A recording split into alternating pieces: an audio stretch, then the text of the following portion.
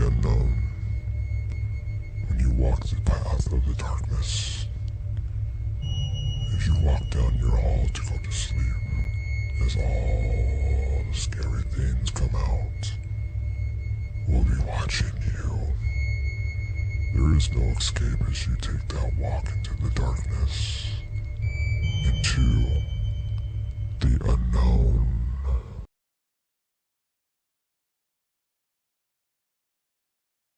What's up, everybody? How's everybody doing out there? Oh boy, it's another Friday night. I'm just trying to get everything kind of set up here and going and all that fun stuff. So we'll get started here in just a minute. Let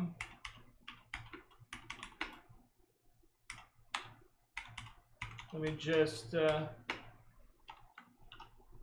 just put this up real quick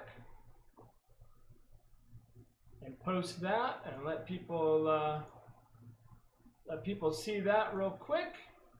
And let's bring up everything. Sorry, I have like a million windows, literally a million windows open tonight. So sorry guys, it's I don't have my usual setup with like a million monitors and everything. So I just want to get me some pop out chat and all that. And let me bring let me get rid of this window. No, that's not it. What are we gonna do? Oh, no, it's not that either. That one? Hey, there we go. I finally figured it out. Look at that. Not the best, right? Sorry about that. The color is a little weird. I didn't turn on my other light, so it's a little funky looking in here right now. Let me just finish getting everything set up here, and we will get started in like 2 seconds. All right, here we go. Into the unknown. Welcome everybody. Let me turn on that other light because this is really awful looking, and yeah, it's kind of funky. It's kind of funky looking. There we go. That's gonna be much better, yeah. Woo! There we go. You don't always get lucky and get it the first time, eh? There we go. That's enough. I was gonna do more like scary looking, but I didn't get a chance to set up everything, so you know it is what it is. It is what it is. What are you gonna do? So yeah, let's go ahead and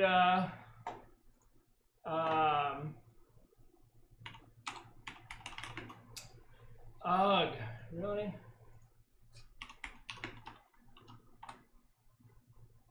Here we go. And let me just make sure I have everything. Let me minimize that.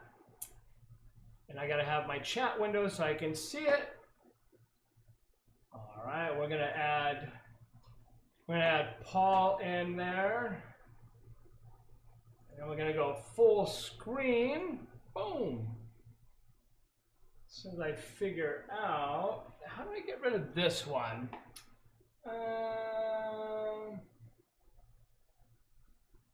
I think we can do that. There we go.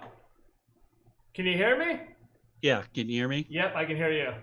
Wow, you've gotten really older looking since the last time I seen you, man. Oh, really? Have I? That's great. You're number one. Yeah, it's been a while. Yeah, look at all the gray in my hair. See, I had gray, but I went to the guy. I'm yeah. Like, make me look like I was 20 again. Nothing can do that for me. So. I know it's been a long time. Was it 2011 or something? The last time? Yeah, 12, 13? It's been a while. Something Is this like recording through my computer or through my headset? You're hearing through your headset. I'm hearing you through your headset, I believe. And it's going live to YouTube right now. So we are live, like not like the old days. We are live. Yeah. Well, we've done live shows before when we did the Enigma project. So. Oh, nice. And this is always kind of fun, that way you can get people talking and, and whatnot. That's what I enjoyed about doing the internet radio show that we did, was that we could take questions and people would join us, and it was a lot of fun. Yeah, we did the radio show that I had back in the day.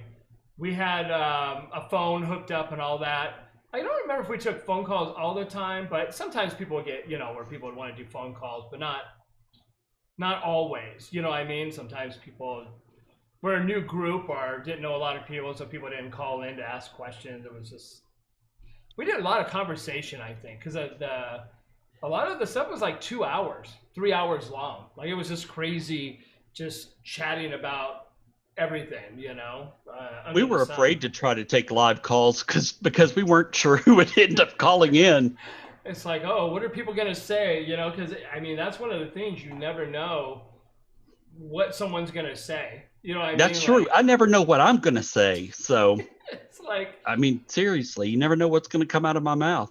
It's like try to stay away from like, certain things so that way, you don't get demonetized somewhere or YouTube, like, because this is all live on YouTube. So, if too much of this, too much of that, then, they cut your stuff. And I'm just trying to see. I just wanted to post. Hey, Vicky. I should have sent you, just in case you wanted to, because I think you're only on my other Facebook page. I don't know if you're on my photography one. You might just only be on this one.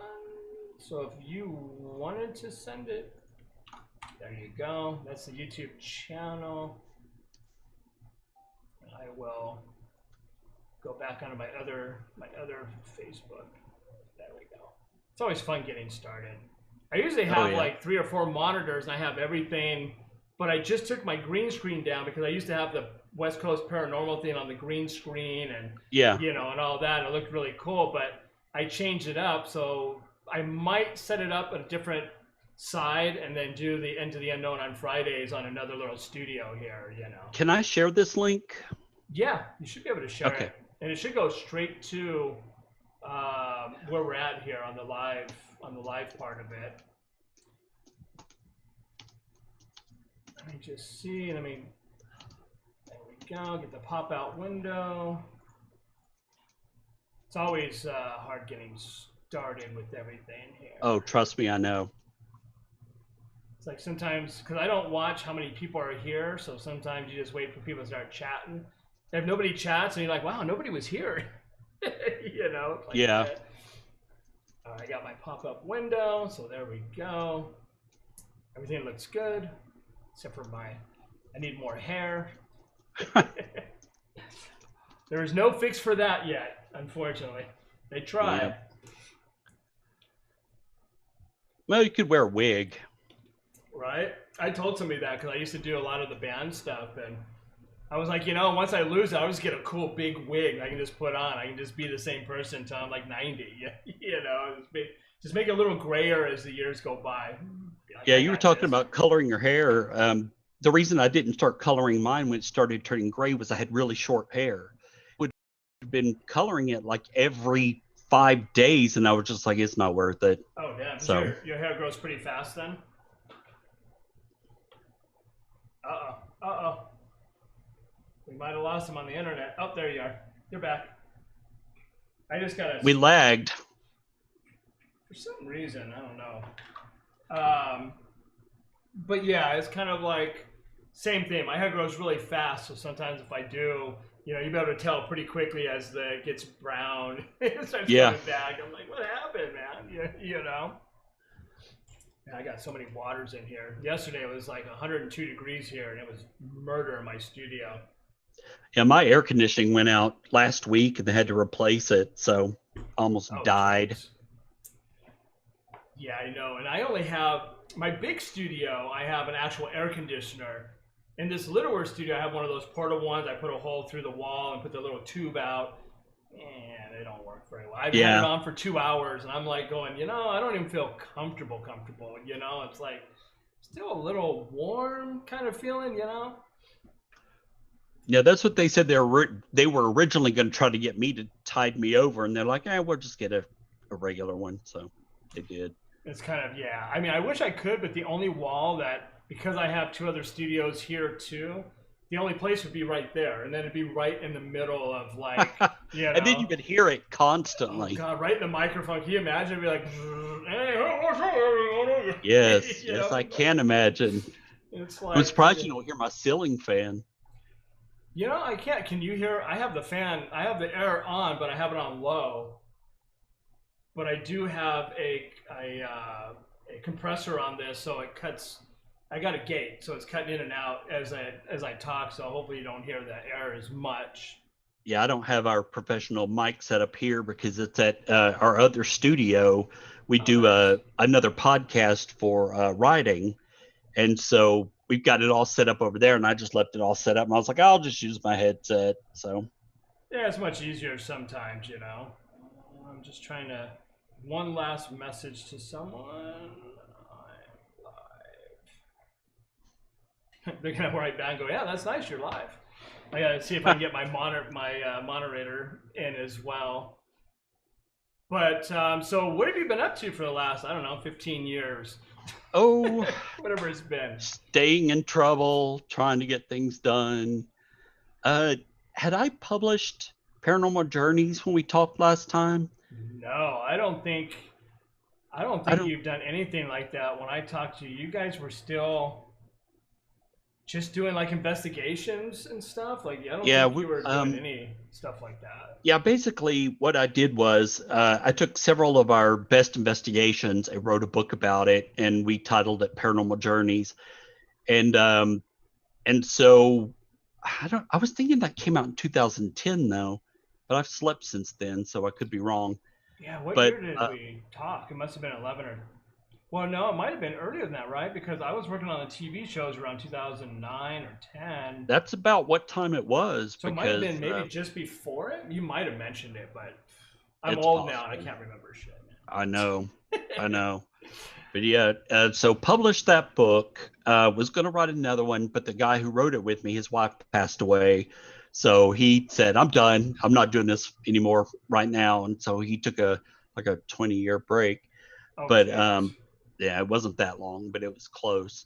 So basically, he took off, and then we tried to do some bigger investigations. We did the Delta Queen investigation in Chattanooga when it was here in Chattanooga, Oh, and I wow. got contacted by who was it that was doing it at the time? Ghost Brothers, and this is before they came out, and they said, "Oh, you've investigated on the Delta Queen, right?" And I said, "Yes." And they were like, "Well, we want your story.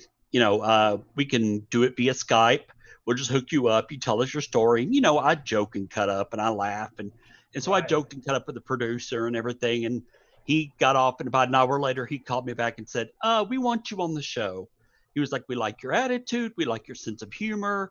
So instead of you giving us your story, why don't you come out to Louisiana where it's parked and just be on the show with our hosts?" And Nice. this was before we knew anything about Ghost Brothers. We didn't know what kind of show we were on. They didn't give us a name, nothing. Oh, They wow. just they just said, and Julie went with me. And because my car wouldn't make it, and I said, "Look, they were going to fly me out." They said, "We'll fly you out to Louisiana. You'll do the show. We'll fly you back the next day." And I was like, I don't like to fly, first of all, and that's a lot of flying. 2 days Second in of a all, row, right? Up and 2 days back. in a row. And they were like, "Well, if you can get another investigator to come with you, then drive out here, and we will have you on the show that night, and then we'll get you a hotel room that you could drive back." So we drove 13 hours to get to Louisiana. We Dang, were dude. exhausted when we got there. They were just starting to record. We see the guys come in, they introduce us to them, and all this, and they're like, "Okay, we just want you to introduce yourselves, then you guys can go away for a couple of hours and come back if you want to go eat, go to the hotel." So we went back and freshened up at the hotel, and then we got back, and by then it was nighttime, and they had another investigator with them that was a friend of theirs that was coming on the show. So they were introducing him, and so they were doing the part where they pull up in the car and they talk about their stuff. We're standing out there in the dark, and there are bugs everywhere. Like I'm windmilling my arms trying to keep the bugs off of me, and I'm slapping bugs out of the air. And so mosquitoes and night whatever was out there. And then they're like, oh, and by the way, watch out for the alligator, because there's an alligator out here somewhere that likes to stay in the water beside the boat. We're like, oh great, we're gonna die.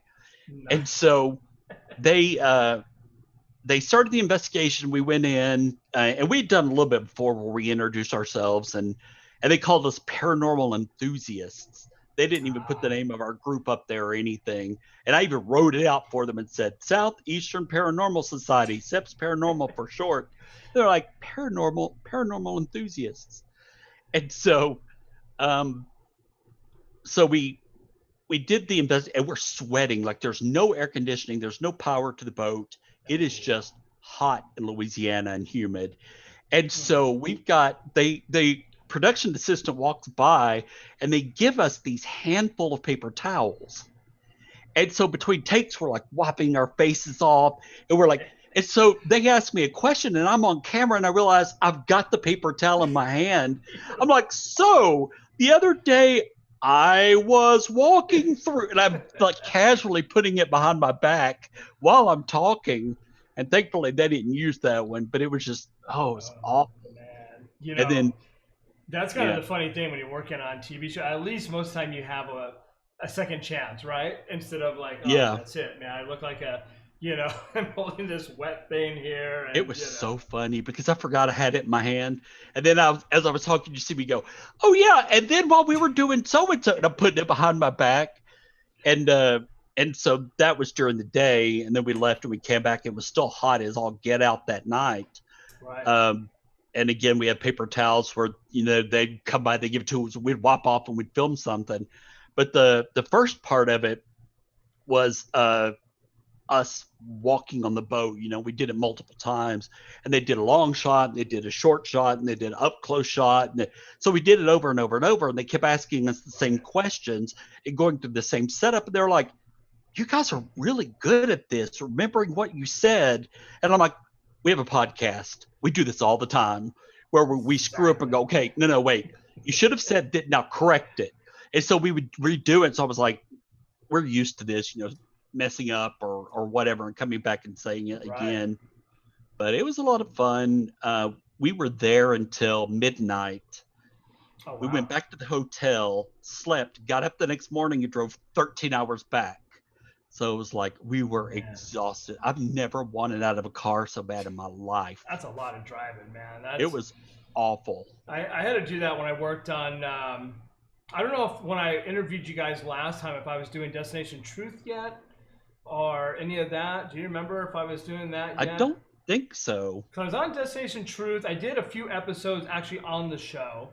And then I went from on the show to a paranormal expert, EVP expert, / consultant. And I did they would ship me DVDs full of sound and video clips from wherever they were in the world. And I would listening for EVPs or just strange things. And I did that for a pretty good while, a couple of years, I think. I started in season 2. And went all the way through a couple of seasons, and then from there I got another job on The Other Siders, which was a kid paranormal show, and I was a consultant on that. And we had to fly all over the place because we went to like San Francisco, a bunch of different places around California, and driving. And it was kind of a pain because I haven't flown since I think 9/11 or before that, so I was really nervous. And then I got on Southwest, which is like a bus with wings. It's like, I hate flying. Yeah, it's kind of the crashing that gets me. I just don't like that. See, I don't think you were on my other Facebook. I think you were always on my West Coast Paranormal one. I believe I was. But for the last like 15 years or 14 years, I've been a fashion photographer, so I've been flying back and forth to New York and all over like madman. So I just got used to flying. You know what I mean? Like you got used to like, okay, my flight leaves at midnight, take the red eye, get to New York at 6 a.m. I'll go to my Airbnb, I'll hang out, and then Fashion Week starts, whatever, a couple of days later. And I did that a lot. But now that I haven't flown in a while, you start thinking about like, man, I got to get my feet wet and think about that, I hate that. I would be a nervous wreck. I've always wanted my own show though, just like a paranormal TV show. I have hundreds of ideas. It's just the market is so saturated at this point It that is. And you really have to be careful. the one thing that I never did like about the big shows, and I even did some stuff, which is kind of funny. I don't think I signed a non-disclosure for that. I'm trying to remember. Did I? Some of the evidence that I did for Destination Truth, instead of having me do it, they had, oh God, what's his name? Jason and the other dude from Ghost Hunters come on, and they did a bunch of crossover episodes where Jason and Grant were on, their show, and they were reviewing the evidence that I already came up with. So I was like going, man, and no credit with that. You know what I mean? They're not going to be like, hey, because Troy you did all the work. Yeah, it's like, so it's kind of funny, but the bad thing, it was, I think, the second or third season of Ghost Hunters when they started getting really popular. And if you watch the first season, it was like real ghost hunting. Really no evidence. It wasn't really much going on. It was pretty boring. And I'm like, hey, this is ghost hunting, But then when they got popular, like every house had there was always something. But one episode, the guy, I think it was Jason, told the guy, well, now that we've been here, now you can charge people a lot of money to come and investigate. And I was like, dude, I'm like, we're used to going for free, right? I mean, it used to be free. People are like, oh, really? You want to come to our place? Yeah, it's expensive please, in some places. Yeah, I mean, I can't afford that when they're like, yeah, like Waverly. It's like, yeah, give us a few $1,000s, and you're not going to be the only one there. You're going to be with like 6 other teams. You have like an hour in each spot. I'm like, what's that? That you can contaminate data really easily with that. And if you're going to spend that much money, I want the whole place to myself. Exactly. I want, we have a couple of places here. We have the old South Pittsburgh Hospital, and then we have Hell's Bar Dam and Marina, which they're both close. They're like an hour, 45 minutes away, something like that. And they do investigations, but it's like $500, a minimum of 10 people, so it's $50 a piece, and $50 for every person over that. So if it's just you and one other person, somebody took me to the South Pittsburgh Hospital for my birthday, and it was just 3 of us, so we had to pay $500 just for 3 people. And on our budget, that's a lot of money. That is. But it was worth going to. We had a lot of fun. I think that was one of the problems with all the big paranormal shows was that all of a sudden they realized, like, hey, we can start charging a lot of money because, hey, ghost hunters were here, and I never did like the other guys, Ghost Adventures.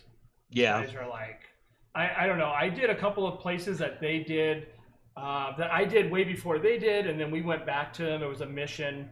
And when I talked to the ranger and stuff, they're like, we'll never have them back because they broke into buildings they weren't supposed to go into, and they were doing stuff they shouldn't have been doing. I'm like, there you go. That's going to run it for us to not be able to go back to these places because it's like, oh, well, paranormal groups, they did that. Everybody's going to do that. And pretty soon it's like, oh, now you need. Somebody was just telling me the other day that some places are now asking for $1 million bond, which costs like, if you know somebody that does it, it still costs you $500. If you don't, it might cost you $800-900 to get that bond in case something happens. They're covered for $1 million, and I'm like, yeah, I've known a couple of ghost hunting groups that have had insurance, so that like if something happens, they can cover property damage. Right. But we went to a place, the Temperance Building near here, and we had a great investigation. I mean, things that I've never had happen before happened.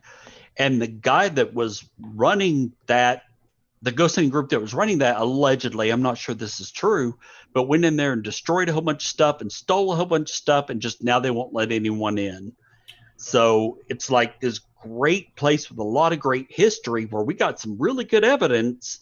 We had one of our members had something happen to her, and in the background, the obelisk is going, get out, get out, get out. So wow. It's like, but we don't hear it because she fell and we thought she was hurt. It was a whole thing, but yeah, it was, but now we can't get in there because these people destroyed something and stole some stuff. See, that's always the bummer when people do that. It's, You know, that was the one thing that I did like working on TV shows. We got to go to everywhere. Got to go to Queen Mary after they weren't letting people. We got full access. We did Alcatraz.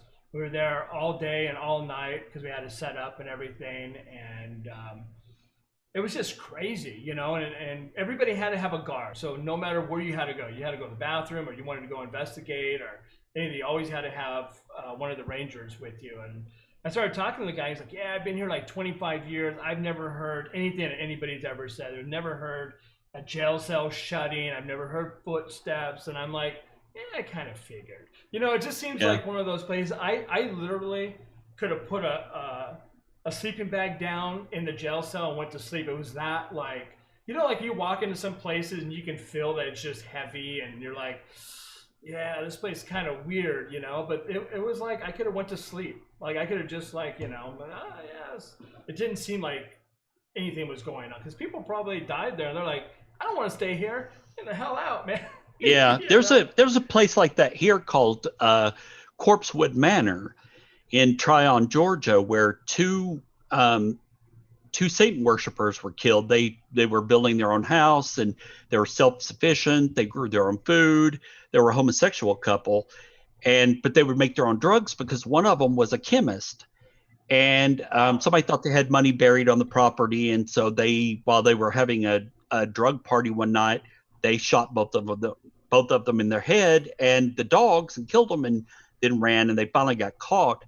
But that place is supposed to be very haunted. And I've heard stories from people who are like, oh, we walked out there and the trees were holding our clothes and they were pulling at our clothes. Something grabbed my foot and we could barely get through. The limbs were flying. We finally got there and there was someone standing in the little entranceway. We went there, nothing. Did you ask them what they were smoking before they went? Or yeah, really. We could have laid down and gone to sleep there and been fine. The only thing that's ever happened there is every time we've gone, something followed us out of the woods because it's about half a mile back there. And that is the only thing that has ever happened. And I mean, I'm not saying nothing's there. We just probably weren't there at the right time, but nothing really happened. So, and that's the thing too. Sometimes you pick, when we did La Prisma mission, we did it like 4 different times. A couple of times with just my group, and then a couple of times with a TV show.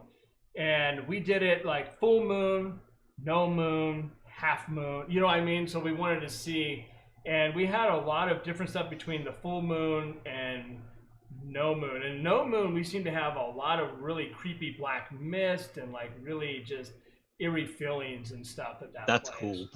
And we did catch on one of the investigations, I know we talked about it a couple weeks ago when I had my other buddy on, and we caught a picture. There's full mist at the edge of the bridge, and it's an Indian or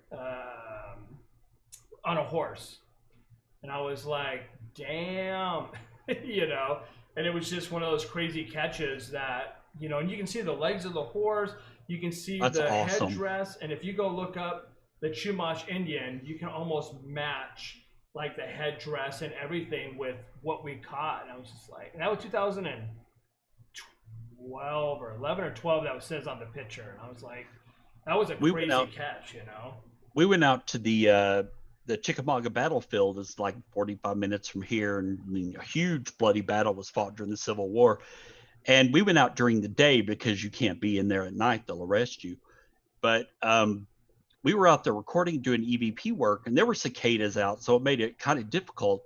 But we got Native Americans chanting at Bloody Pond, and then we got on video, I can't remember exactly, we got an EVP on video of one of the investigators says, you know, what's going on or something like that. You hear a voice go, nothing. Nice. And that's, you know, and we got a couple of other things there, but that was during the day. And that was a lot of fun. I want to go back out there during the day and record. You can go at night, but you have to pay for all these fees.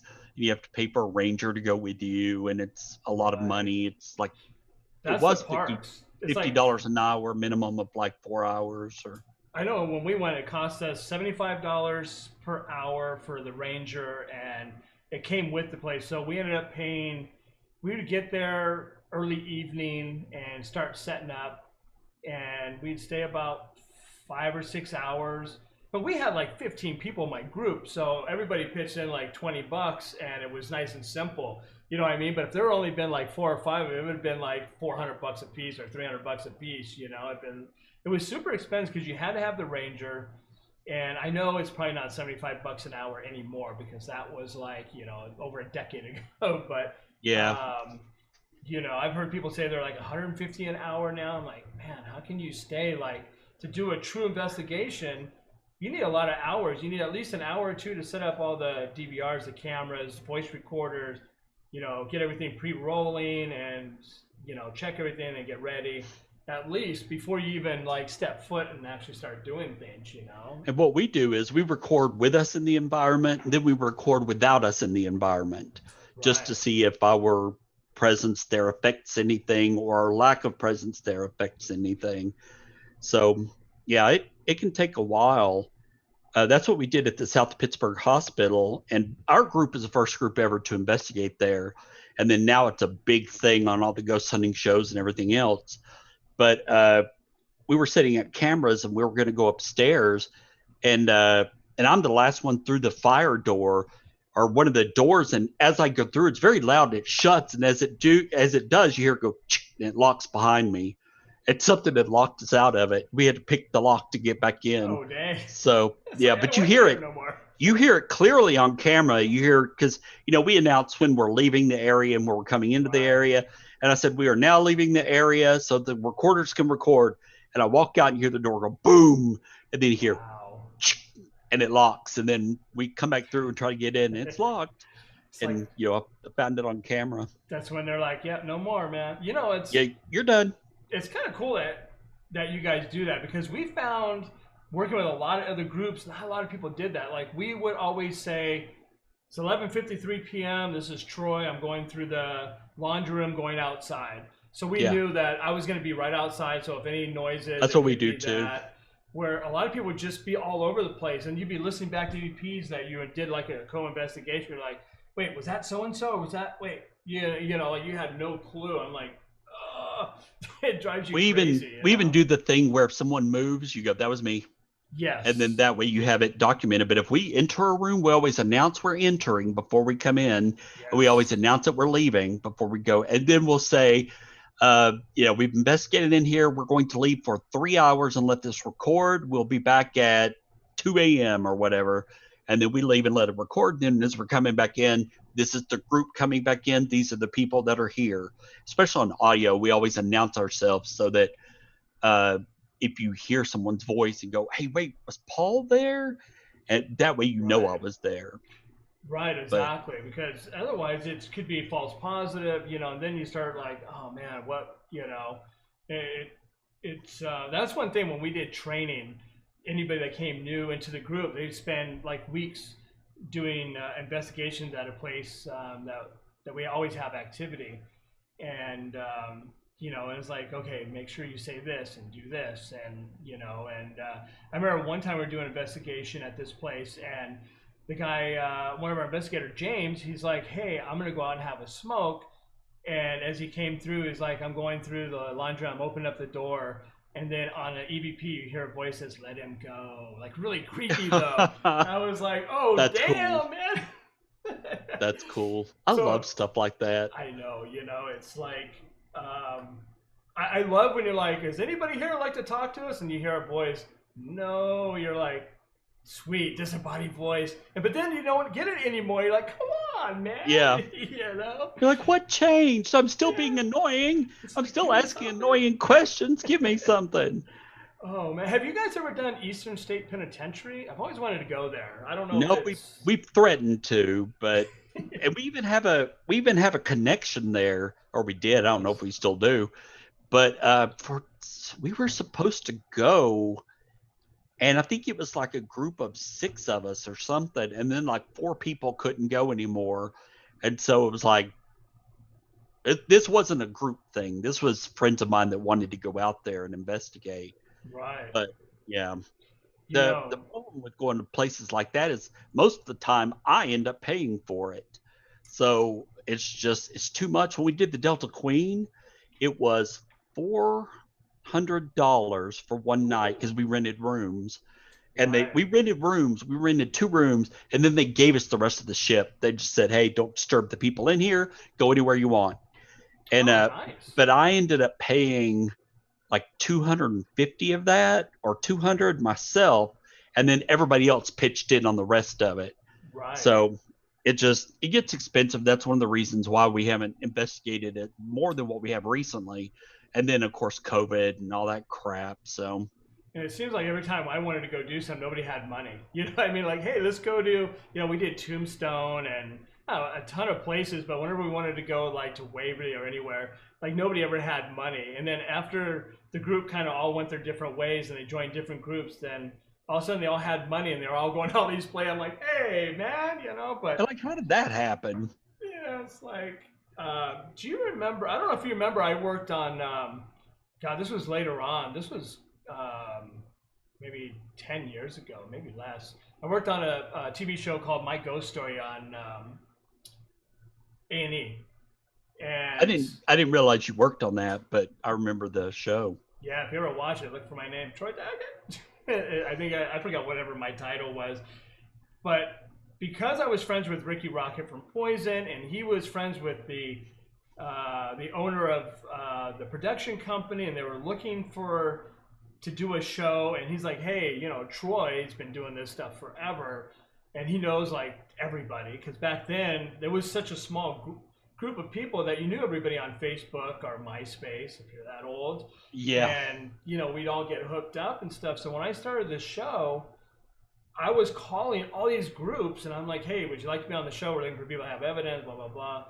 So when I called Waverly, and I should have freaking done it. The lady was really cool, and I'm like, I work for the show, and I go, but I also have a paranormal group. I've always wanted to come down there, but the thing, and she was gonna give us, I think, for free to come out there and do an investigation with ourselves, with no one else. That would be awesome. I should have took it because I was working on the show. Because then you should have taken it and then told everybody they had to pay $100 a piece, right? And then just like kept the money and bought new equipment. Bought new equipment. Look, I got this new $5,000 camera. Right? How'd you afford that? Don't ask. You don't need to know. You know what would be funny is you whip out your bills, like electric bill $250. I need about $700, man. I can't pay my rent this month. I'm gonna need $1,000 for this trip here. Yeah, if you ever need any help and I can afford it, call me, because I would love to do some of this stuff. I love it. Is my sound really low? Is that better? I really got to work on this sound thing. I haven't had time to get my shotgun mic in. Yeah, the way I have mine set up is it sets right here. That's one of the reasons why I don't have it right now, is because the only thing I have sets right in front of my face, and then I'm right up on it. Right. So it's like, hey everyone, thanks for. Because I have this, which if I get this, it's like, hey, it's really not. But I want to try to keep it kind of like that clean look. But I do have a shotgun mic that I'm going to put that'll be like just about right here, so it'll be enough. But yeah, sometimes it's kind of funky, because it's right here and it's a directional mic. So if I start talking like this, then it gets less. That's part of my problems. I sit like this, and I sit like this, and I sit like this, and I move over here. If I can I thought about getting a really nice lapel mic someday, so that way it's I want one of those too. That's one of the reasons why I've never really done videos, because I want a really good mic. So that if I'm doing a show again, I'm not going, hey everyone, welcome to the show. My name is Paul Cagle, and today we're going to be talking about, and it's right in your face, and then it's like, why are you doing video? Right. Of course, if I'm doing video, people want things over my face. So I'm like, hey, everybody, welcome to the show. My name's Paul. They're like, that's the best show you've ever done. Right. It's like, it's like, what's the old saying? You have a face for radio. Keep doing that. People don't want to say this when I hear I've been told that often. I have a face for radio. It's like, I know, it's kind of crazy with some of the investigations over the years, but one of the things I like to ask too, and also if anybody has any questions they would like to ask, don't forget to throw them in the comments here, and I'll scan them, or Cobrat will let me know if I have a question in there, probably. That way, if you have any questions and stuff. But one of the things I like to ask is, what is one of the most scariest moments or scariest things that's happened to you on an investigation, you know? I'm glad you clarified on an investigation because people ask, what's the scariest thing you've ever seen? And I was like, I walked in on my mom and dad one time. That's the scariest thing I've ever seen. That's like it'll never, you know, you should have been here last week. What did I do? Bad dreams. We had a whole discussion about bad dreams and like freaky dreams. And like, I was telling a story that I had a dream one night where I got up to go to the bathroom. When I looked in the mirror, myself looked back at me, but then my face changed, sort of like the Exorcist looking thing, and said like, I'm gonna scare you to death or something. Then I woke up. You know, just crazy dreams. And then that was like a crazy chat because everybody has crazy dreams, right? But yeah, investigation is like different when you're in like, especially like if you're out on a mission or somewhere that's off the grid and some weird stuff happens. It's like, oh, damn. I don't get freaked out a lot. Now I'll have the jump scare sometimes if something falls and you hear it in the dark. I'll be like, what was that? But then I calm down very quickly. I don't overreact. But there was a time, the first time we went to the South Eastern Paranormal Society, we went to the South Pittsburgh Hospital. Right. And we're on the 3rd floor, and there was a room up there where, and I talked to the guys that happened to, where they were having a Halloween party, and I think it was 308 or 311, something like that. And they walked up there, and their friend got dragged into the room, had the crap beat out of him. The door was slammed shut, and they couldn't open it. It was locked. And he thought they were doing it because he just covered his head, and he didn't see who hit him. And when they got the door open, he was like, why did you do that to me? And they're like, we didn't do it. That was something else. He left and never went back as far as I know. Dude, that was just me trying to pay my rent, man. Sorry. Yeah, really. Give me $1,000. Yeah. But in that area, first of all, there was a presence or something. And one of the other investigators and I were walking through, and I was so on edge that I would go by patient rooms. I was taking the flashlight and going, checking to make sure nobody was going to jump out because everybody was down on the 2nd floor setting up because there's a nurse's station there and an elevator doesn't work anymore and some other stuff. And they were all setting up there. And so I'm checking like every room as we go past. I'm like nervous. And the investigator with me said, do you feel like somebody's going to jump out? And I said, I do. And she was like, so do I. And it was very like foreboding. And then we heard the door. Remember the door I told you they got locked on us that time? Right. We heard that door open and shut downstairs. We heard somebody come up the stairs. And then we sat there and waited for them to come to the door because we were, so we didn't scare them and they didn't scare us or, mess with the data or whatever. We were going to wait for them to come through. And we stood there and we stood there and we stood there. And so finally I radioed down and said, hey, who just came up the stairs? And they're like, nobody, we're all still here. I'm like, no, somebody opened that door. You could hear it on audio. Right. They didn't hear it. And they were standing right there. So I don't know what happened there, but that was a very apprehensive, one of the times I felt most apprehensive and nervous was I really felt like someone's waiting to spring a trap on me. Right. And I was nervous the whole time I was in there. It was like, what's going to happen? I'm just waiting, with my flashlight. Right. I know. So we have a question. This is for both of us. So I'll go first. Pepper Rock asks, question, what is the scariest place you've investigated and why, for both you and Paul? So for me, actually my mind has been the most scariest investigation, but I understand. Right? You're like, whoa. I was, it wasn't even an investigation really, but just something that was so bizarre. I was working on a TV movie and I was playing an FBI agent and we had some downtime, which is funny because I had long hair down to here. I was working on Deadwood, but they put it in a ponytail, slicked it all back, and put it in a suit, Do you remember when I was working on Deadwood? Do you remember it?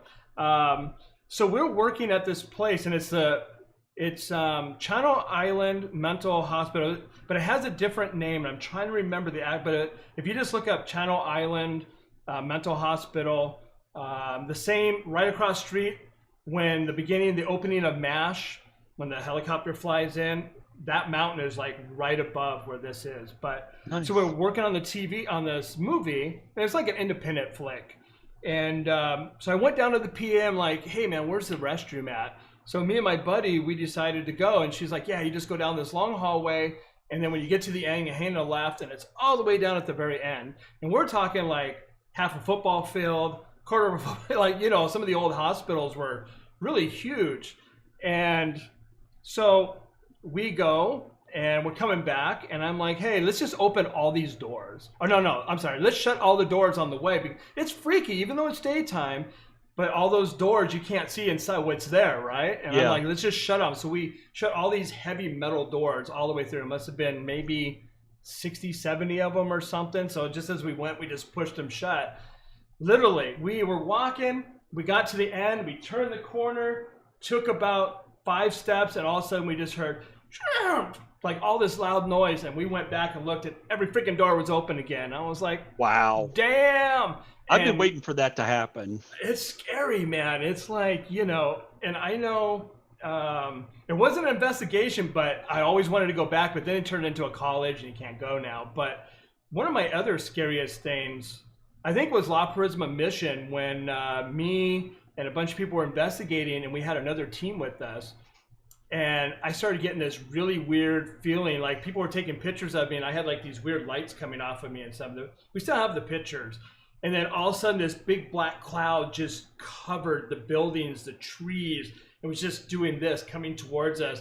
And we just all started backing up, and we got just outside of it to where the horses were. And then the cloud of black smoke just stayed in this one area, just kind of like doing its thing. And I told the one dude, I'm like, dude, all of our equipment's over there in that bag. You know?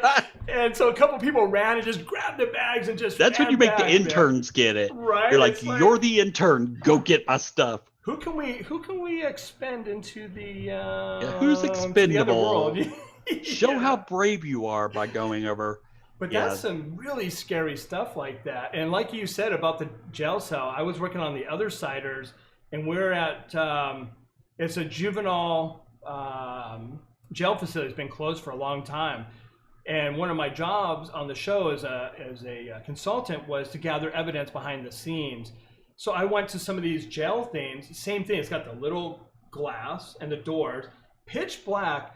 It's scarier than any ghost could ever be, because I'm thinking, is there homeless people in here? Or they're like criminals hiding out in these buildings? And here I am walking, I can't see anything, you know, because the doors are this way. So when you walk, you have to, you know, you're looking back and forth going, damn, you know. But it is a scary thing when you have like the jail cells and especially the old metal doors with the little glass where you can't see anything. I mean, you know, it's like the mental hospital, the Camarillo State Mental Hospital, that's what it was. Thank you.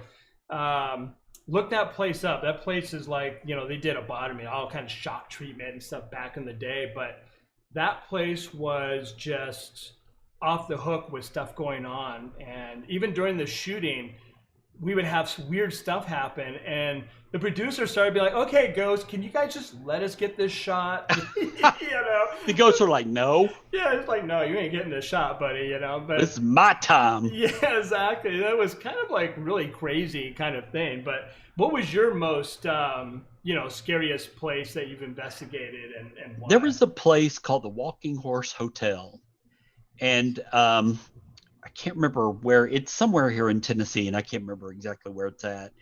But I knew another group that had investigated there, and they took me as a guest the first time I went. And it was, you know, they were like, oh, we got a ghost that'll get right in the middle of all the people and go, die! And, you know, scare everyone. Everybody goes running out. And so I was expecting all this stuff to happen. You know, I was really kind of nervous. And we get there, and we had a couple of things happen. I never experienced that, but it did happen while I was there.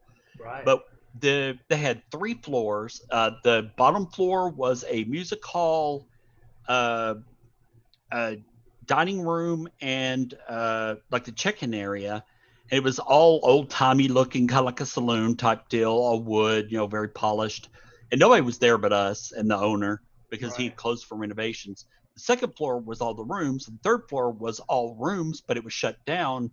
You know, they had plaster on the walls. The carpet was up. It was wood everywhere. So they were doing renovations, which always stirs up paranormal activity. Right. And so, we're upstairs on the 3rd floor, and I was standing in one of the rooms, and I was near the bathroom, and like right here, I saw this bright light kind of fizzle to life, and everybody turned around and went, "What did you do?" And I went, "Nothing. I don't know what that was." I said, "Something happened right here," and I held the K2 meter there, and it went off as soon as I held it there. Wow. I mean, I saw it right here because that's what I was gesturing with, and it went off. And we don't know what it was. It was just like this spark of electricity, but it was huge. I mean, it lit up the whole room, and people thought I'd turned my cell phone on or something. And so then we're going to the rooms, and I said, a lot of people believe that entities feed on fear. So if we can be afraid or make ourselves nervous, maybe something will feed on that and manifest. And so I would go into the closets, and I would stand halfway in the closet and halfway out of the closet and go, "Look, I'm standing here. Oh, don't get me." Just kind of being goofy like I always am. And nothing happened there.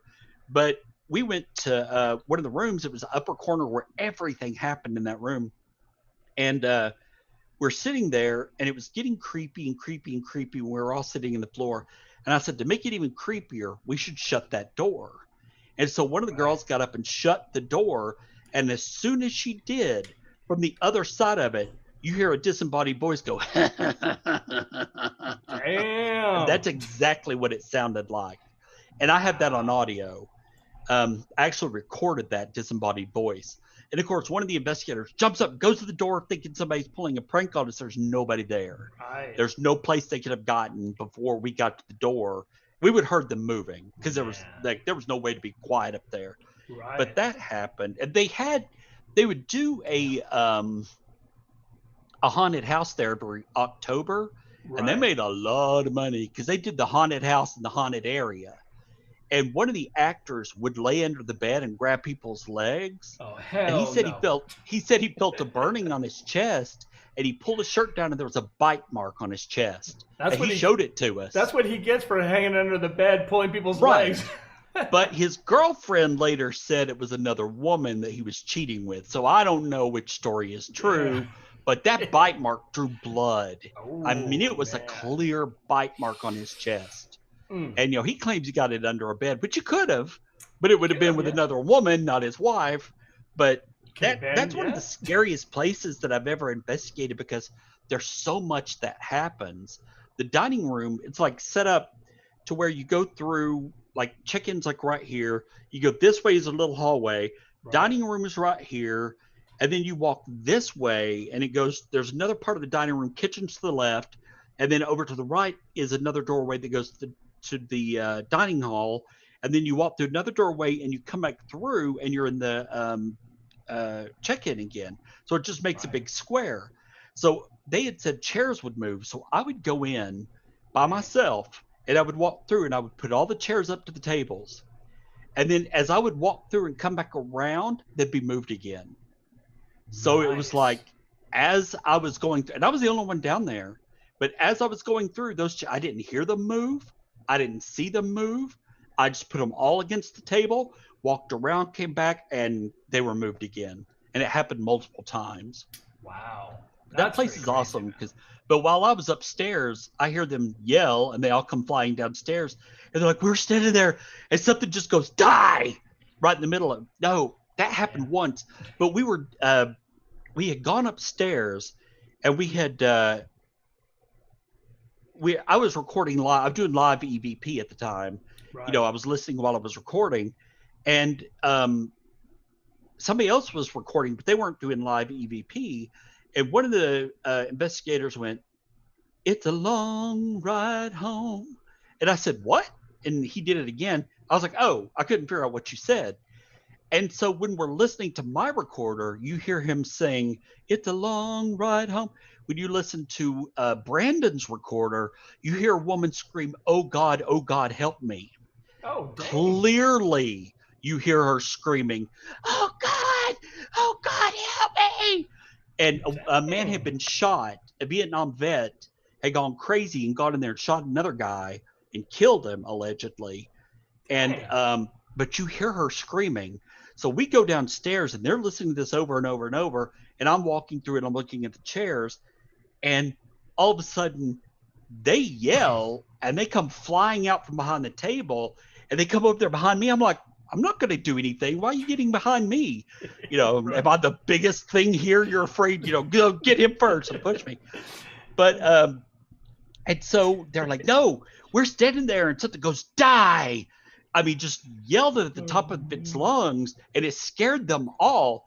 And so they were all freaked out, wanting to go home, and I was trying to diffuse it. So I went over there and I said, did you hear it right here? Or did you hear it right here? And I would jump back and forth every time I said it. And so they kind of calmed down. They're like, all right, fine, we'll stay. But Right. I was like, you're here to investigate. Unless something chokes you out, there's no reason for you to leave, Right. But yeah, there was some freaky stuff that happened there. And that was one of the scariest places I ever went, just because it was so built up in my head. Right. All the stories that they had told me. And it was awesome though. I know it's always crazy when you hear, stuff like that. It's we were working on a couple of things when I was much younger. I forget exactly what year it was. It was I think it was just before I got into the paranormal thing and whatnot. And I was in Virginia at my aunt's house, and she lives like in this really old house, like 40, 50 acres, whatever. And the Civil War came through there, and supposedly there's a general buried on the property, and all these crazy stories. Who knows? But my uncle did have like a whole garage full of like, handcuffs, cannonballs, arrows, like all this crazy stuff. And my cousin, I believe it was my cousin, said, oh, I was going through something and I found an old Ouija board that they had. And I'm like, oh, what's this, And they're like, oh, so we started playing, and all of a sudden, everything in the kitchen, I think my aunt was in there, all of a sudden all these pots and pans fell down on the ground, and then the Wow. Ouija board percent went, ha, ha, ha, ha, ha. And then it spelled out, roughly, I did that. And I was like, damn! Nice. So that was kind of like one of those moments, kind of Yeah. crazy. But we had another question as well. Let's see. Where'd it go? Where was the most unexplained place you've experienced paranormal activity? It's kind of a weird one, because, I mean, it's... All the above. yeah, pretty much. You just never know. Like, Well, there I are would some never places suspect. there are some places that you expect, like hospitals or Right. hospitals and stuff like that. Churches, One of which the is a place weird thing, too. Now that's what I was going to say was I kind of did. We recorded a podcast at the UTC chapel. It's a beautiful chapel with wood, and there's stories. A bride hung herself. She jumped Right. out of the bell tower. I mean, there are all kinds of stories. And we went to record a live podcast. So we went in there and we set up in the front of the church, and it was nighttime. It was like midnight. We had people that worked there that let us in. And so we're sitting there, and all the doors are closed and locked. And we had a Marine with us. He had just gotten back from the Marines, and he would not stay there. He was so scared. Really? Because when we started recording, I was sitting with my back to the pews, and we had set up a table, and there were like 8 of us sitting around a table recording this podcast. I don't even remember what we were recording, honestly, but we're like, live from the UTC chapel in the dark. We're sitting here. Right. And as I was recording, the people that were sitting on this side of the table kept going and looking around me. And Right. and so I was like, I believe in the whole no dead air thing. So I'm like, no. And I'm still talking. And I finally went, what are you looking at? And they're like, there's somebody moving behind you. I'm like, there's nobody back there. And that's when the Marine got up and left. He said, no, I'm done. He's like, I'm not messing with this. Let me out. So we had several of our investigators. I was like, all right, you go back and investigate, and I'll keep the podcast going. So we keep talking. And they're like, oh my God, Paul, come back here. There's somebody back here. And so I go about halfway there, and somebody else is recording at that point. And I go about halfway there, and from the very back pew, I see somebody go and duck back down again. Just a black shadow. I'm like, okay, which one of us is back there messing around, because that's somebody. That's not paranormal. And I go back there and there's nobody there. And that was a dead end. Like the only way you could go was out, and that door was locked, so they couldn't get out that way. I looked under the pews, I looked around the pews, and so I was like, there's nobody here. I was like, all right, fine, let's go record the podcast. So I walk back up to the front, and they're like, there it is again. And I turn around, look, and sure enough, the head pops back up, and it pops back down again. You know, we're looking at the windows and making sure like there's nothing flying past the windows in the moon or whatever, and it's making it look like there's something back there, and there's nothing. I mean, stained glass windows, and you know, I don't even think the moon was out. There was a light out here, but I watched to make sure nothing was, you know, passing past it. Right. But it kept happening all night long. And so I and another investigator went back there, and we're standing at the very back pew. And so I'm walking backwards to see when it starts. And as I'm walking and I would stop, you would hear the pew beside me flex like something sat down in it.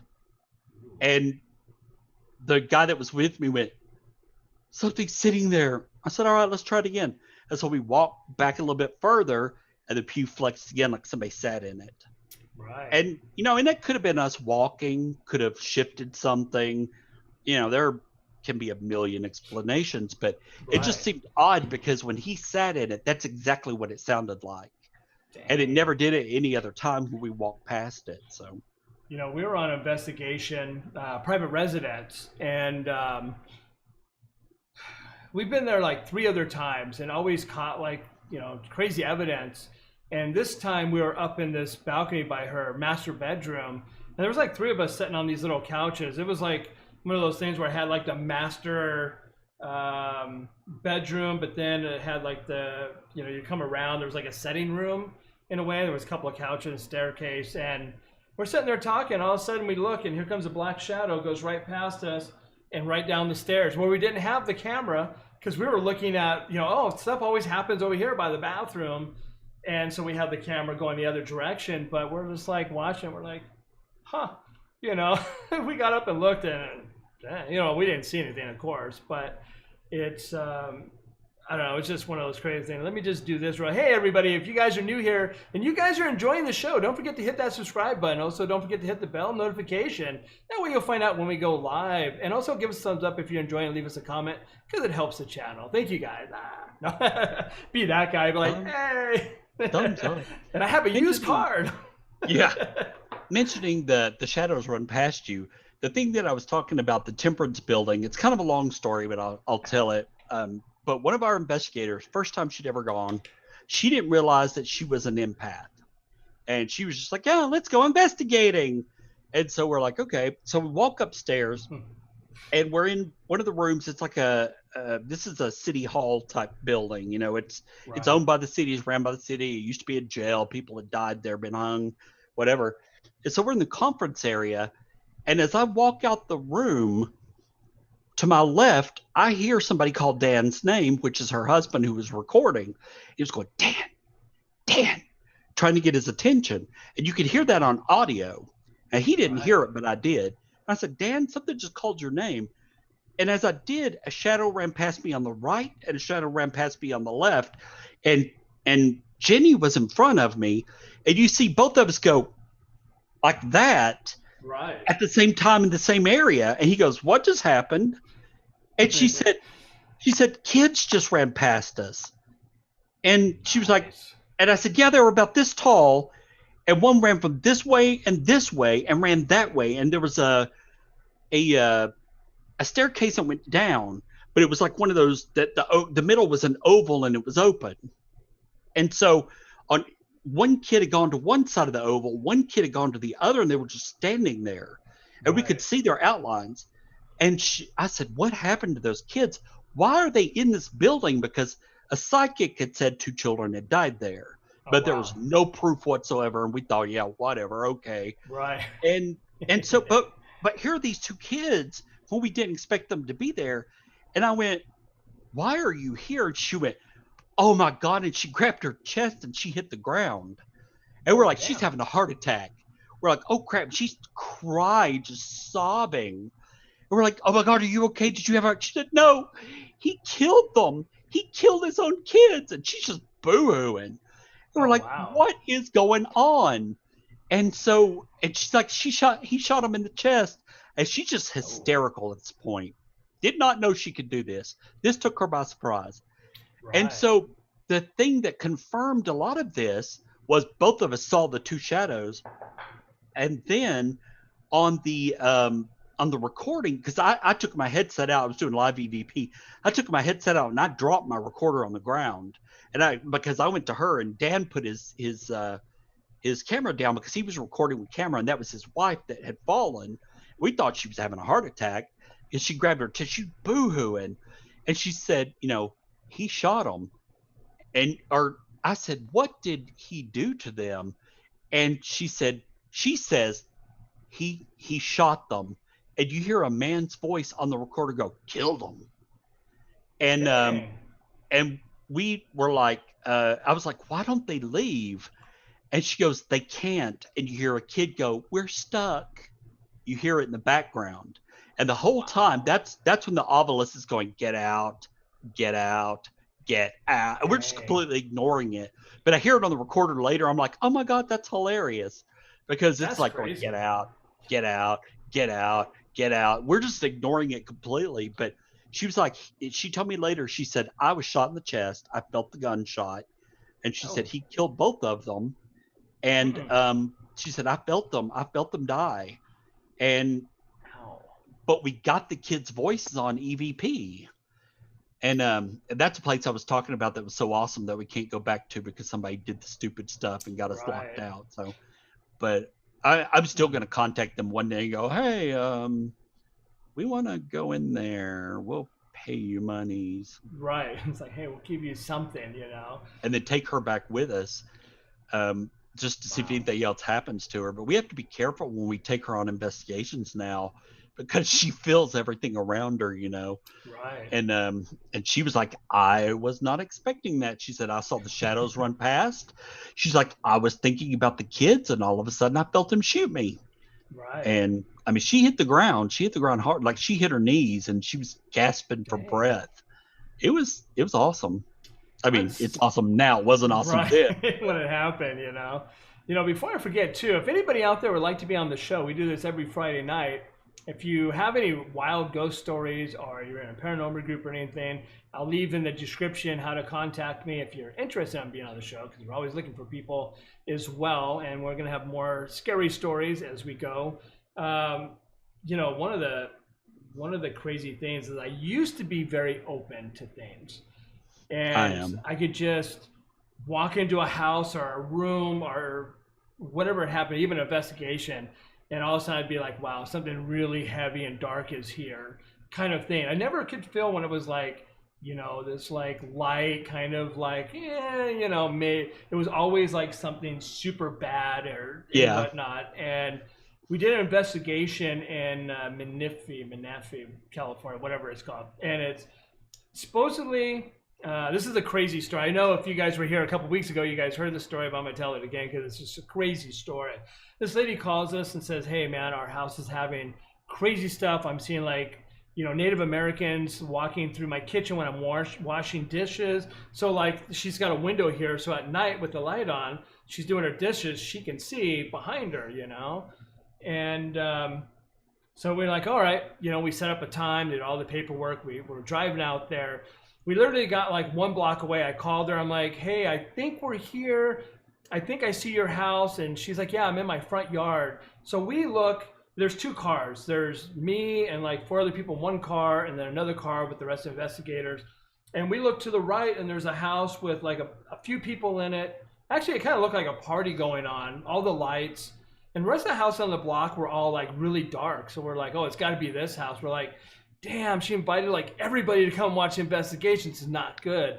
And you've had that happen. Right. And then she's like, no, I'm over here to the left. And we're like, oh. So then when we got there and we got out of the car, we're like, this was the funny thing. We're like, oh, we thought you were in that house because all the lights and stuff. She's like, what do you mean? And we turn around. There's no lights on. There's no people. We went over. There's no meter box. The house is empty. It's under like halfway under construction still. I love stuff like that. It's just crazy. And they have an old Native American prayer rock that has a fence around, says FBI, federal protection, Native American land. So supposedly the developer said that he moved whatever he was supposed to move, but maybe he just, like Poltergeist, moved the tombstones, but not everything else. And I got my butt handed to me that night. There's an hour of my life I don't remember. They finally got cameras and they filmed it, and I was like, at one time I was speaking like a weird language, and just it was just weird, man. I'm like, Troy gets possessed on this episode. It's like, damn, man, it was scary. And we went back like 3 other times to this house. And the second time after that, dude, when we pulled into the neighborhood, I was like, I don't know, man, if I can do this, you know? And I'm like, all right, I'm the leader. I guess I'm gonna have to suck it up and do it. But yeah, I was like shaky the whole night because I'm like, damn, I got my butt handed to me last week, or whatever it was. That's awesome. And it's like, and she raised Doberman pinchers, and she had 2 big, they look like something out of freaking hell, and when you go there during the day, they'll play ball with you, throw it down the hallway, and they're like, oh, But as soon as nighttime comes, that hallway that goes to the back of the house, it gets so dark that it's darker than dark is the only way I can explain it. And if you're playing with the dog and you throw it down there, the dog will run. And as soon as he gets it, he goes, ain't going. So like the whole house would change. And you could hear when I first was being attacked, you could hear the meter. We had a tri-field meter. You could hear it in the background going off, and we're like, dang, we had to have 2 investigators come and carry me out because I was like, it sounded like I just drank a 5th of Jack Daniels is what it sounded like. I was like I didn't know what was going on, and there's DVR footage of them like dragging me through the house. You can see them like all the different areas of them bringing stuff out. Follow it on the camera. Yeah, it's just like, oh man. But that was one of the craziest things. Let me say thank you to Piper Rocks for the super chat, $4.99. Thank you so much. Great show. Thank you. I appreciate that. But yeah, it's like that's just scary moments. And after that, I'm like, so I shut myself down like 90%. Like I don't feel anything anymore because I'm like, I don't want to go through that anymore. You know what I mean? Because that was rough. And we did another investigation about 6 months later, and they were having poltergeist type activity, and somebody got like not bit but like pinched, and they started feeling really sick. And then when I went to the same area, I started feeling like really lightheaded and like confused. And once we got outside, we started feeling a little bit better. But it only happened to a couple of us, and it seemed like it was the only people that were like the people that were kind of open.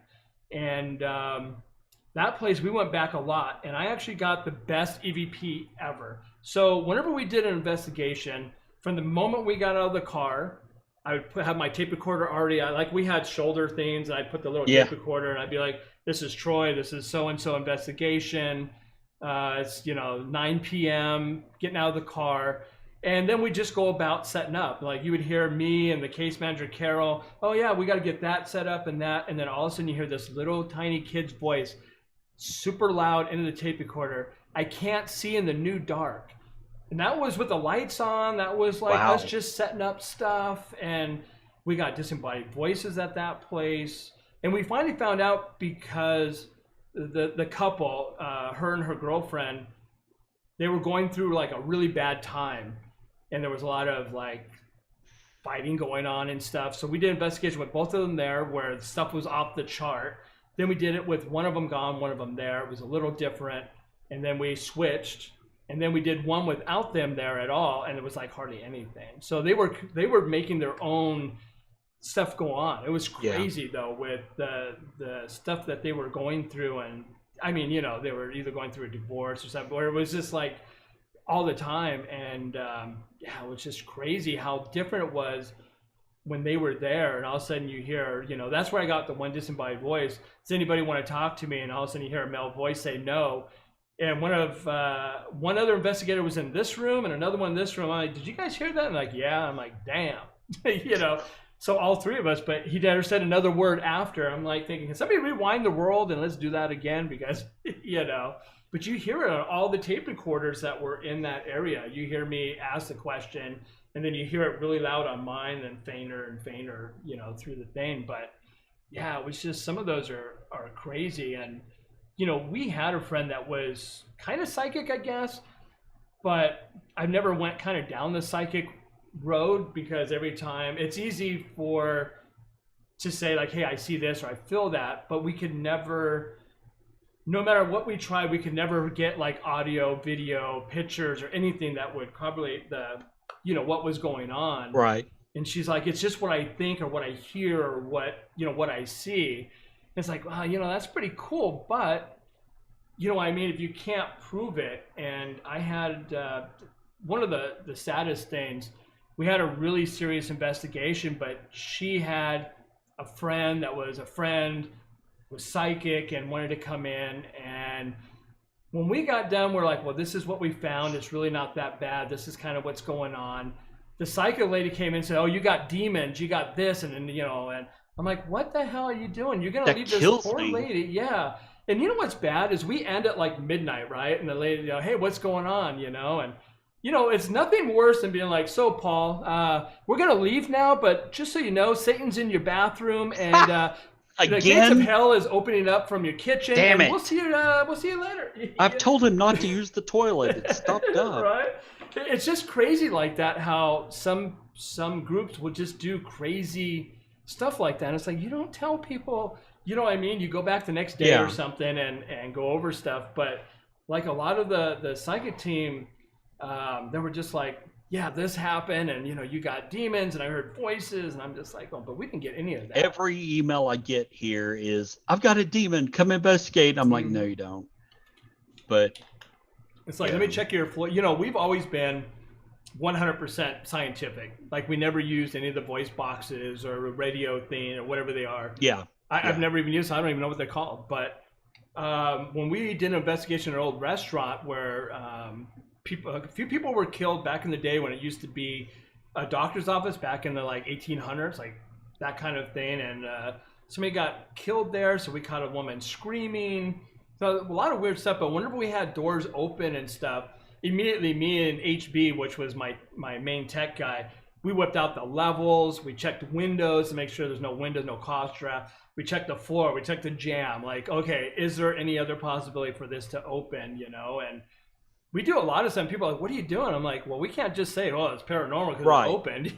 You know? Yeah, we do a lot of the same stuff. It's the way to do it. It's not like we've seen, like, if we'd have seen a ghost like push through it and then, you know, go past us, then we could have said like, wow, what the heck? You know, we have an investigator named Julie that I call the debunkinator, because I'm convinced a ghost could walk in and face her, and she'd be convinced the ghost it didn't exist, because she can always find you know, a valid reason for something that happened.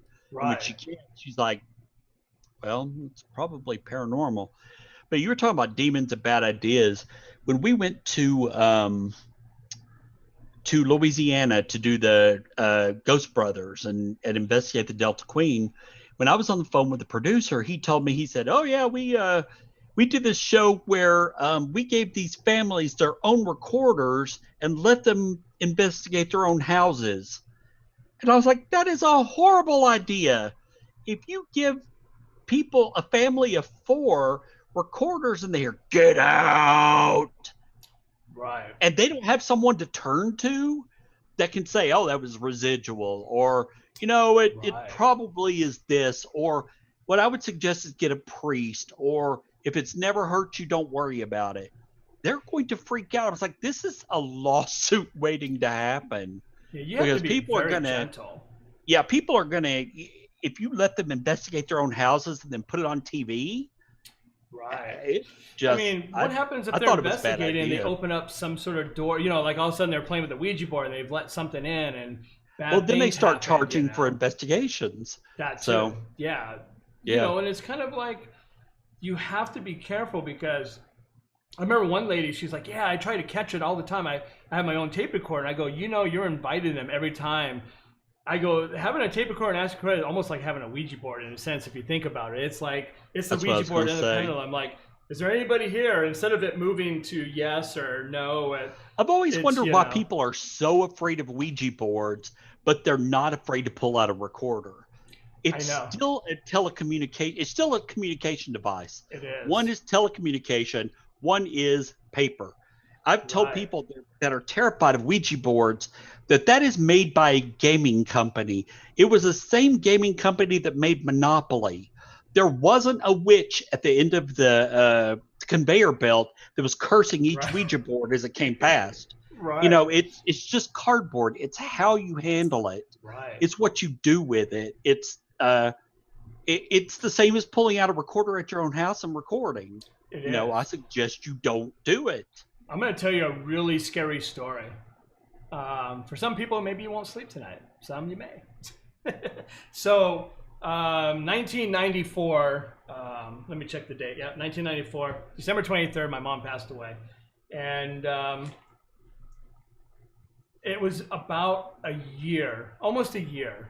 And we had an old Ouija board, one from Toys R Us or whatever. And this is before I got into the paranormal. You know, I've always been into like ghosty stuff and had weird stuff happen when I was younger. Me And too. we're like, let's just see what happens, you know? And at first it was kind of really mellow, and then all hell broke loose. So As it does. it started going from really mellow to super fast. It said that my mom was there, and if I wanted to ask questions, and like, it was trying to like get information. But Yeah. then it went in such a, it got into such a fast figure eight that we couldn't even hardly keep our fingers on it That's what happens anymore. to me when I try to use one. It's like crazy. And this thing was like saying all kinds of weird stuff. And we even like closed our eyes and had one person writing down. So, you know, it's like, okay, we don't know all the letters on the freaking thing, you know, and it was spelling out stuff that only I knew about my mom, which, you know, whatever, if it was a demon or if it was my own thought process, putting it out there, whatever it happened to be, it knew more than anybody else in the room would have ever known, because, you know, like people didn't know when my mom was born or the date or anything like that. And it literally went from being a fun thing to being a run thing. yeah. And it went and pretty much said, I believe, if I remember correctly, it was either in hell or Satan or the devil. The room became ice cold. You could see your breath. It was just Wow. the breath. And me and my two friends looked at each other and we bailed. We went to McDonald's or Taco Bell and ate and stuff, came back in an hour, maybe two. And literally Maybe the next day. maybe, yeah, it was like, oh, and the house felt really awful, like really just bad. And when you still walked into that room, it was still cold feeling. We're like, damn. And we didn't know. We burned that damn thing in the fireplace, which I should have done, because later on, knowing people that were really into that, and they're like, no, you should have done this and closed the door. So even as of today, we still have stuff that goes on. So I can be in the master bedroom where I was doing it. It used to be in my mom's room. Sometimes you see like black shadows on the wall that are darker than the darkest of the night. You can see them. You used to get woken up. I'd be like, man, what is going on? I'd look, and you see these dark shadows. I'm Yep. like, okay, I'm going to the living room. Like, it would kick me out of my own freaking room. I'm like, Yep. you bastard, you know? And then I still have stuff like that happen. Do you? And it's just Yeah. bizarre with that little area still, as of today, still has, not as bad, but it has little things. And some days I'll walk through there and I'll be like, it smells like the past again. And after I did my remodel 2 years ago, the room every so often would smell like the past. Like you just walked into an old, you know, Victorian home that is like the, you know, the what do you call it? Historical society or something. Yeah. You know, it's got that old, and I'm like, it smells like the past in here again. Sometimes it'd be for an hour. Sometimes it'd be for a day or two. And then it would just slowly disappear. And then maybe it would show up in a different room. And it was just crazy. And just to show you how, like, just crazy things are, I give my mom, when she was in the hospice, a stuffed pig that my friend gave us. And it was one of those little pink, you know, from the fair. Yeah. And So when she passed away, I brought the pig home, and it smelled like she did. Did you name it Jody? No, I should have, right? But it smelled like her. It smelled like the hospice. It kind of smelled like death. It had that smell. And it's been, like I said, 1994. I can go get that thing out of the closet right now. Even though it's been Febreze, I've tried everything. I can take a sniff, and it smells just the same as the day that I brought it from the hospice that my mom passed away. And it's just like one of those things, like, how do you wrap your head around that? Like, how do you can't even like, okay, how's that possible? I've washed it, I've Febrezed it, I've tried this, but that smell keeps always. I'm like, is my mom like stuck in the pig now or something? You know what I mean? Like, it's just like one of those things. But it's been sitting in the closet for years, and you can just grab it down. It still has that exact same smell after being washed, after Febrezing and different things like that. And it's like, holy. That brings back a lot of memories too, probably bad ones, but. It's just really, it's just kind of crazy. And like I said, the past thing, and I always have a tape recorder or a video camera like by the bed, because I never know something's going to happen. And, you know, I've had tons of, I used to use my house as training because there's always been weird activity. Yeah. And we'd always catch voices more than like seeing shadows or anything.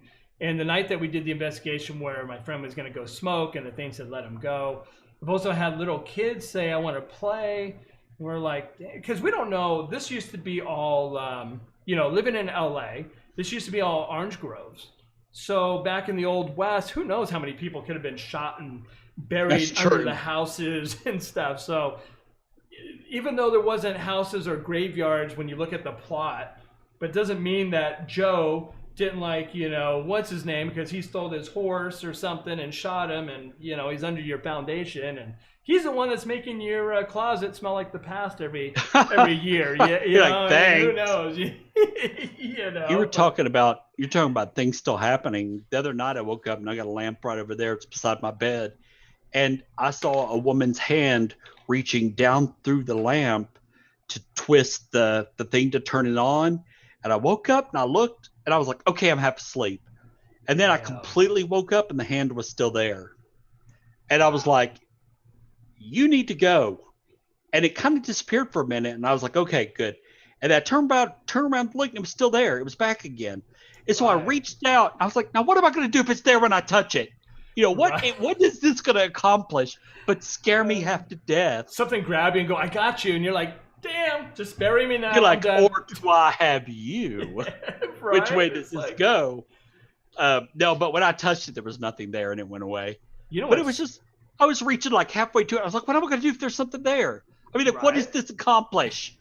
Right? It's like, but I was, you know, I wasn't fully. You know, something scary as well is when I did my remodel. So what I did is I started in the front part of the house, like the living room, and I started working my way through the kitchen and all that. And then when I got to the other rooms, I moved my bedroom to the living room. So my living room became the bedroom. I had those roll-out, little closets to put all the clothes on and everything, sort of like what we use on movie shoots and stuff.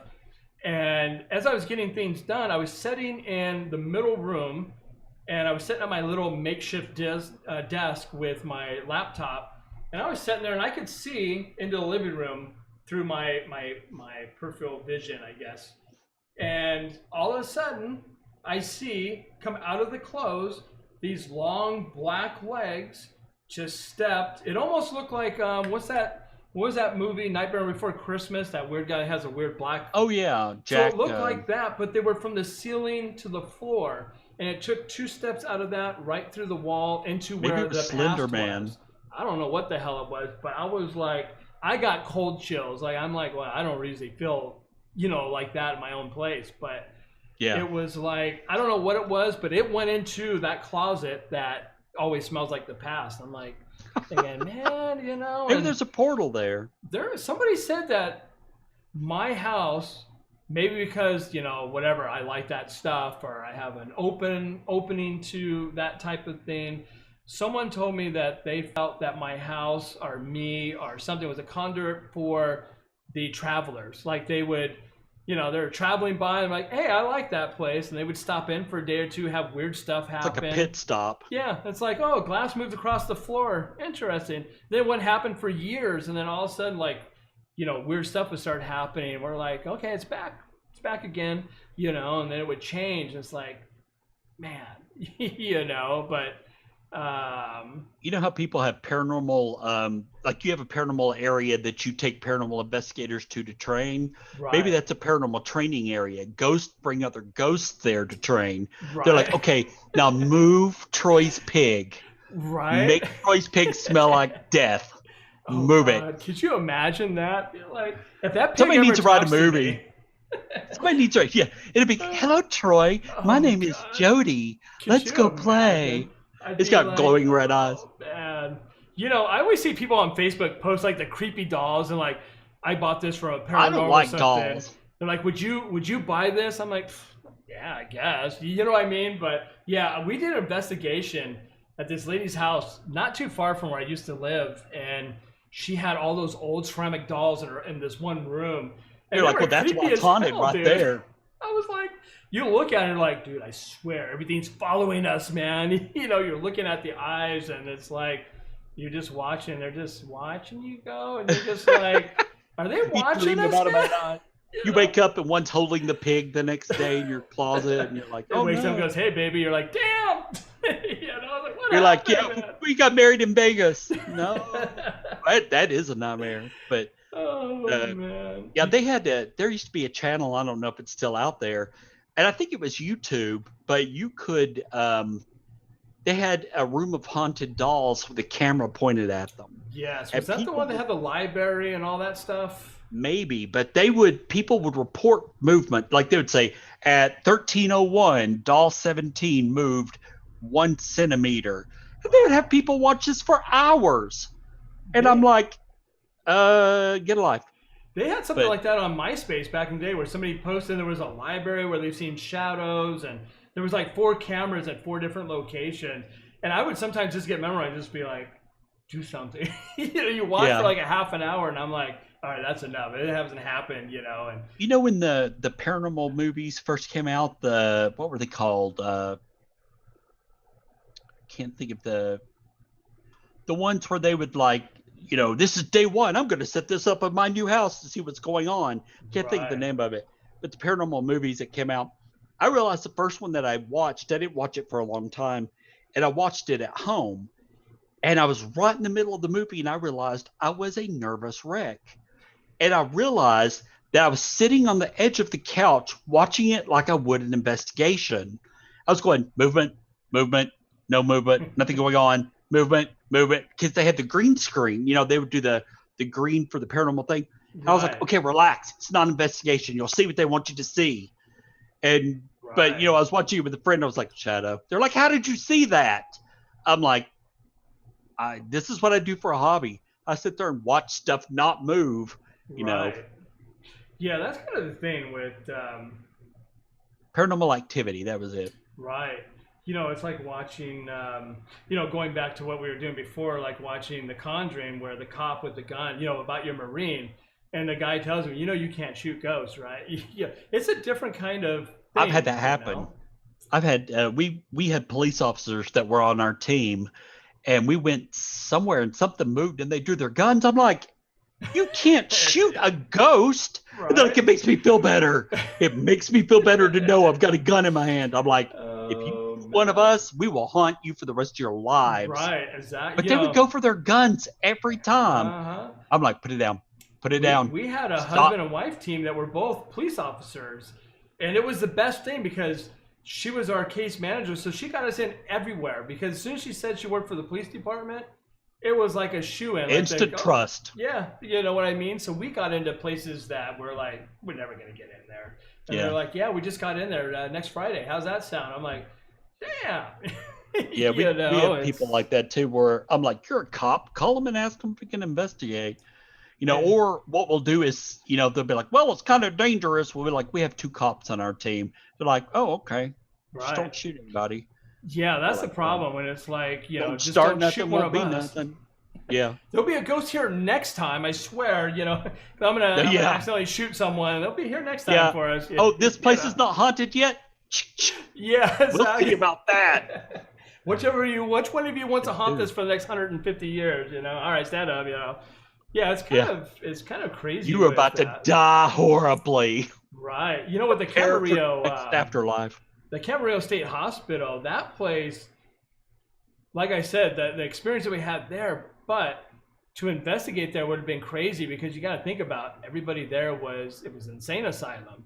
So what would happen if their ghosts were still there and they were still insane? Can you imagine the nonsense that could without the medication and without the straight jackets? Right. I wonder what that would be, because we did go back there. We had a friend that knew somebody, and somehow we got into one of the hospital sections wings before they redid it for the college, and you can hear we're asking questions and something from far away is answering back to us. And we're just like, damn, this place is, that place was off the hook. And if you look it up, just look up Channel Island. It's now Channel Island University, but look up Camarillo State Hospital. There's a huge documentary on like what they did to people there. But the students have claims crazy stuff goes on there with ghosts and all kinds of stuff. I'm like, God, man, I wish I could. It's such a far drive. It's like an hour and 50 minutes or 2-hour drive. I'm thinking, can I take a class and get a room there somehow? Like, how can I get actually be a university student? But where have you heard about the most haunted stuff going on? I'll take that room, please. That's the room I want. Yeah, we had that room. One of my cousins who is younger than me. She was going to, I don't remember what college it was, but it was somewhere local. And she said that she came home with bruise marks around her neck, all the way around. And she said a ghost choked her. She said she was doing something one day, and something just grabbed her around the neck and choked her until she passed out. And, everybody's accusing her of doing it to herself or letting someone do it to her, or whatever. But she swears up and down it was a ghost. And that's the problem. Somebody was talking about that in chat. I kind of caught a little bit of it. I think when it comes to ghost hunting, evidence, and everything, people have to take it as their own thing, because what we feel, what another person feels, or what happens to them, we're never going to convince. Because Paul could tell me, dude, I just seen, and I'd be like, I didn't see it though. Right. You know what I mean? Even though I do it, it's still like, it's just like a weird, it seems like it just comes down to this weird trusting when it comes to paranormal, because so many people have fake evidence. I hate that. That gets on my nerves. Did you watch the episode? This is why I stopped watching Ghost Hunters. They did the live episode, and they had that wrestler dude on there, and he had an earbud in so he could hear production. And he said what they said and just blew the whole thing. Then remember when Grant's jacket collar was moving? Yes. And then they found that it was a string. They got busted big time. And I'm like, oh, that's all respect. You've screwed up already with that. Yep. And that you can lose a lot off of that. One simple screw up. That was like Ghost Adventures had I always forget his name, but every time I mention him, he emails me a nasty email. But it was the guy he built the Parabot that had the big EMF detector on the top, and then it had a Tesla coil in the middle. It was a glass with things that would open. He could remotely open it and close it, and he had a door slam in his face. Robert Best, that's his name. Every time I mention him on a show, he emails me and tells me I'm a liar. But I've had it happen 2 or 3 times. But Robert Best was on the show, and he had built this Parabot, and he got caught. It was their live Halloween episode, and he had a door shut in his face, but it was like off camera. And then he had something else happen. It was off camera. And then on camera, he went, "Oh no, a ghost knocked that out of my hand." And you see him clearly throw it. But he was so over the top. He was so melodramatic that I hated him the moment I saw him. I'm sitting there yelling at the TV, "He threw it!" It's like a football game, I'm like, right. He threw the damn thing. No! I had to turn it off because I just had to turn it off because I couldn't handle it anymore. And he kept saying stuff like he would turn the Tesla coil on, which is nothing but a big EMF pump. Right. And then the EMF detector would go off. Of course it did. You just turned on an EMF pump. Right. But exactly. and then he would open the doors and go, and Zach Bagans was like, "What's that for, Rob?" And he goes, "We're going to catch a ghost, Zach. We're going to catch a ghost." I'm like, "No, you're not. Glass is not going to keep it, whatever." That's why I don't like that one group that I was telling you with Zach and. That's it. That's what I'm talking about. He started buying demon stuff and haunted items for his museum that he's making a ton of money. And house that he burned down or tore down. First of all, we did a show on it, and I swear we didn't even think it was paranormal the first time we did a show on it. And then he bought it, and he did all this investigating, and it scared him so bad he tore it down. I'm like, whatever. Right. He says he owns the Dybbuk box, which I don't know if that is true or not, because I interviewed Jason Haxton years ago, and he told me he would never sell the thing. He's got it buried somewhere in his yard. And he did have a fake one made, but he swore that he would never. He's had millions offered for the Dybbuk box. And I don't know if you're familiar with it. That's the one that the Entity or one of those movies was based off of. Oh, okay. It was the old Jewish box. It was a wine box, and they opened it up, and it had hair and a couple of candle and bell. Yeah, it's supposed to be very haunted. He sent me a book. I've got it over there when I interviewed him. But he told me, he said, "I will never sell this. It's mine." Now, Zach claims he owns it. That he has it in his paranormal museum, I think. Yeah. I've been tempted to contact Jason and just say, "Hey, did you sell the Dybbuk box to Zach? Because he claims he owns it, but maybe he got tired of it and sold it." But that I don't like when people make money from the paranormal thing like that. You know what I mean? It really hurts the groups that are actually trying to do.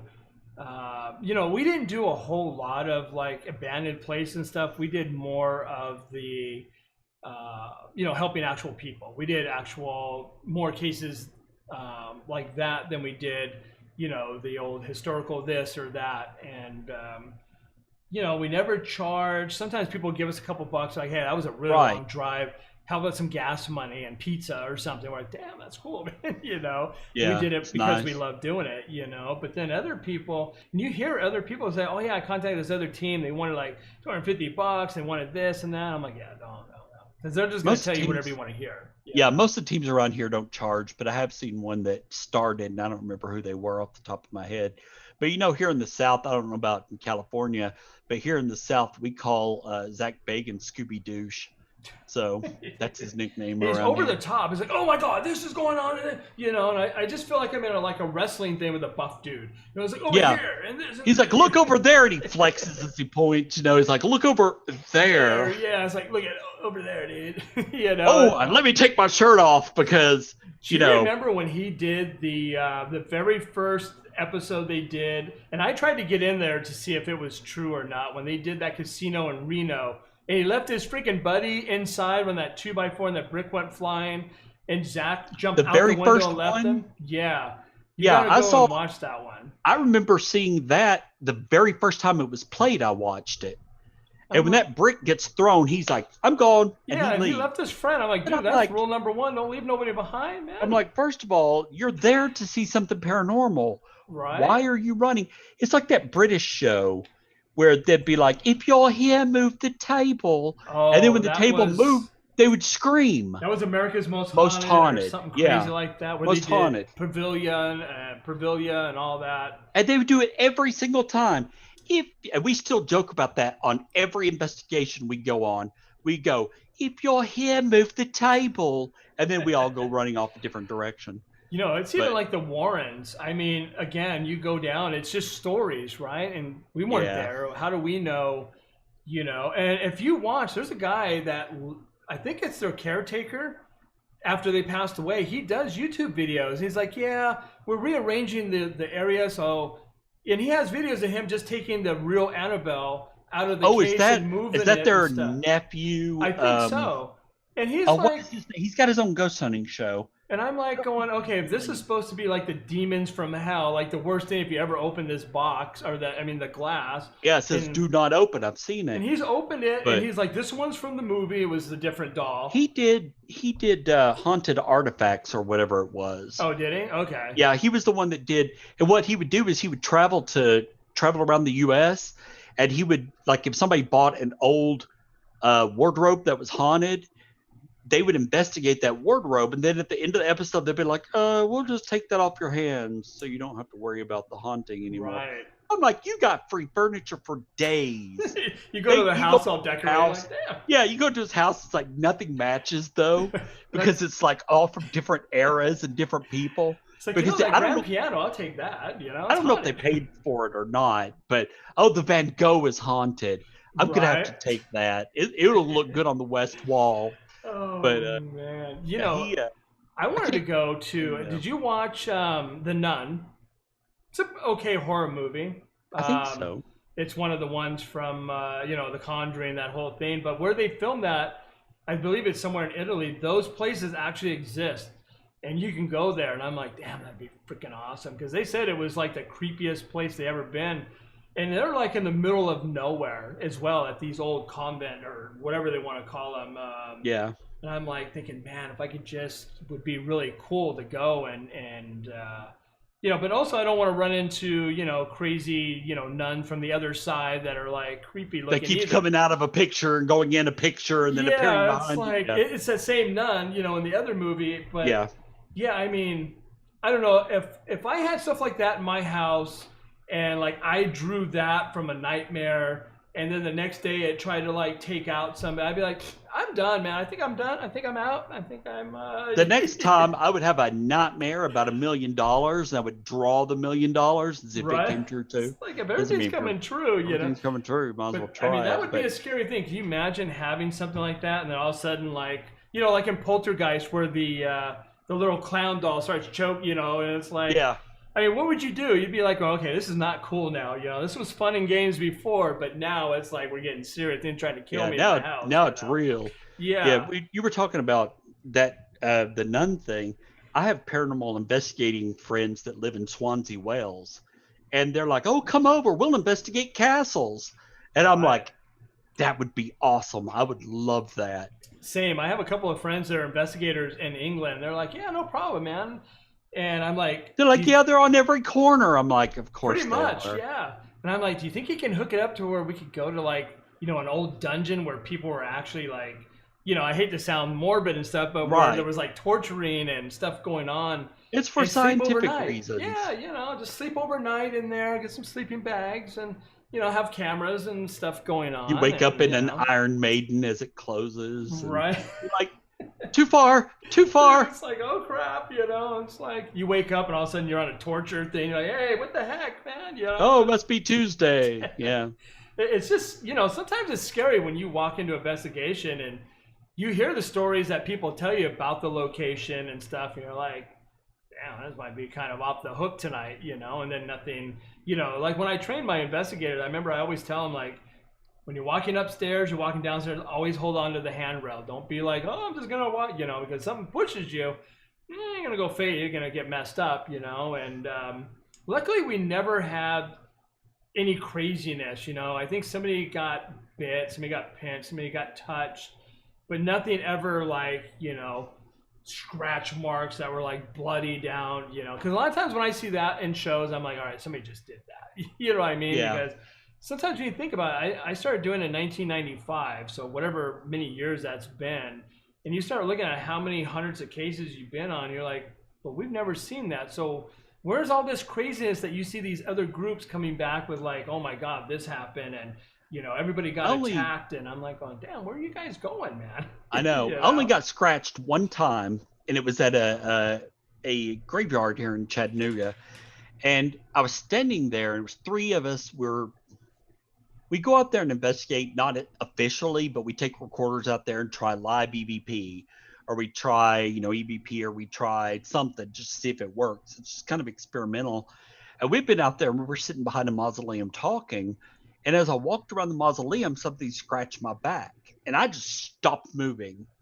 And in my mind, I'm going, okay, I'm getting scratched. They're like, what's going on?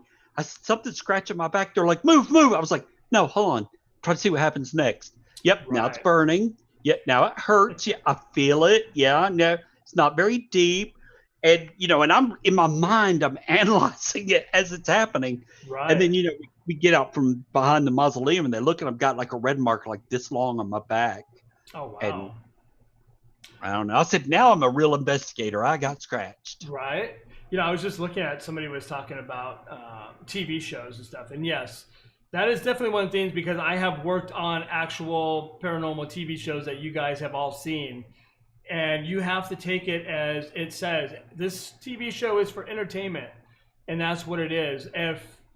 If you go on a real investigation, it's nothing like what you see on TV. Oh, no, nothing. It's boring and most of the time. if you ever get like behind the scenes DVD from the raw footage and you hear people sitting around for hours just bullshitting, talking, whatever, and it's like, you're like, so that's how it really is, you know? It's not like you walk on, you turn on your video camera, it's like, oh, there's something, oh, there's a ghost, oh man, you know, I got an EVP, you know? You walk in with the camera, you turn on, go action.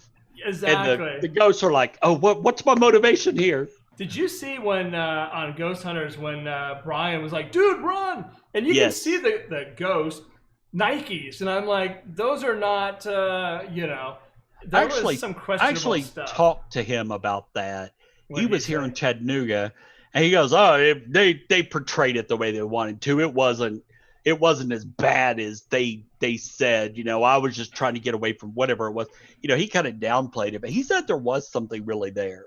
Because he got so much crap for that. Oh, I know. And because I didn't ask him, I didn't care. But it's like, dude, never run. Yeah, exactly. But he's like, that whole dude run. He was like, that's not how it happened. They stitched the scene together to make it look like it freaked me out and I ran. We all turned around and ran at the same time and da-da-da-da. And I was like, okay, I don't care. Yeah. But that goes for anything. Anything that I've ever done on TV shows is always for entertainment purposes, you know, because if you were to watch, you know, if you watch, like I was telling Paul earlier, if you watch the first season of Ghost Hunters, is truly how ghost hunting is. They had hardly any evidence ever. Half the places weren't haunted. It wasn't until the second season where probably they got a better paycheck and stuff where every place was haunted all of a sudden, you know. And I've been to some of the places that those same TV shows have been with other TV shows. And I'm like, but we didn't get anything. You know, once the shows took off, though, they got into better places too. So they got more investigations. So where they may have done 7 and put 5 out that very little happened, now they're doing 20 and putting 7 out where something happens. Right. But still, you're not seeing an accurate representation of that haunting because you're seeing like the highlight reels. You're seeing the best of. And even Grant left. Do you remember Grant left because he's got his own show now. Oh, does he now? Because he started Paranormal Nation. Oh wow! Because he left Ghost Hunters because all the faking that was going on. Like he admitted, like there's stuff going on, and he just couldn't do it anymore. You know. When Ghost Hunters went off the air, this was a couple of years ago.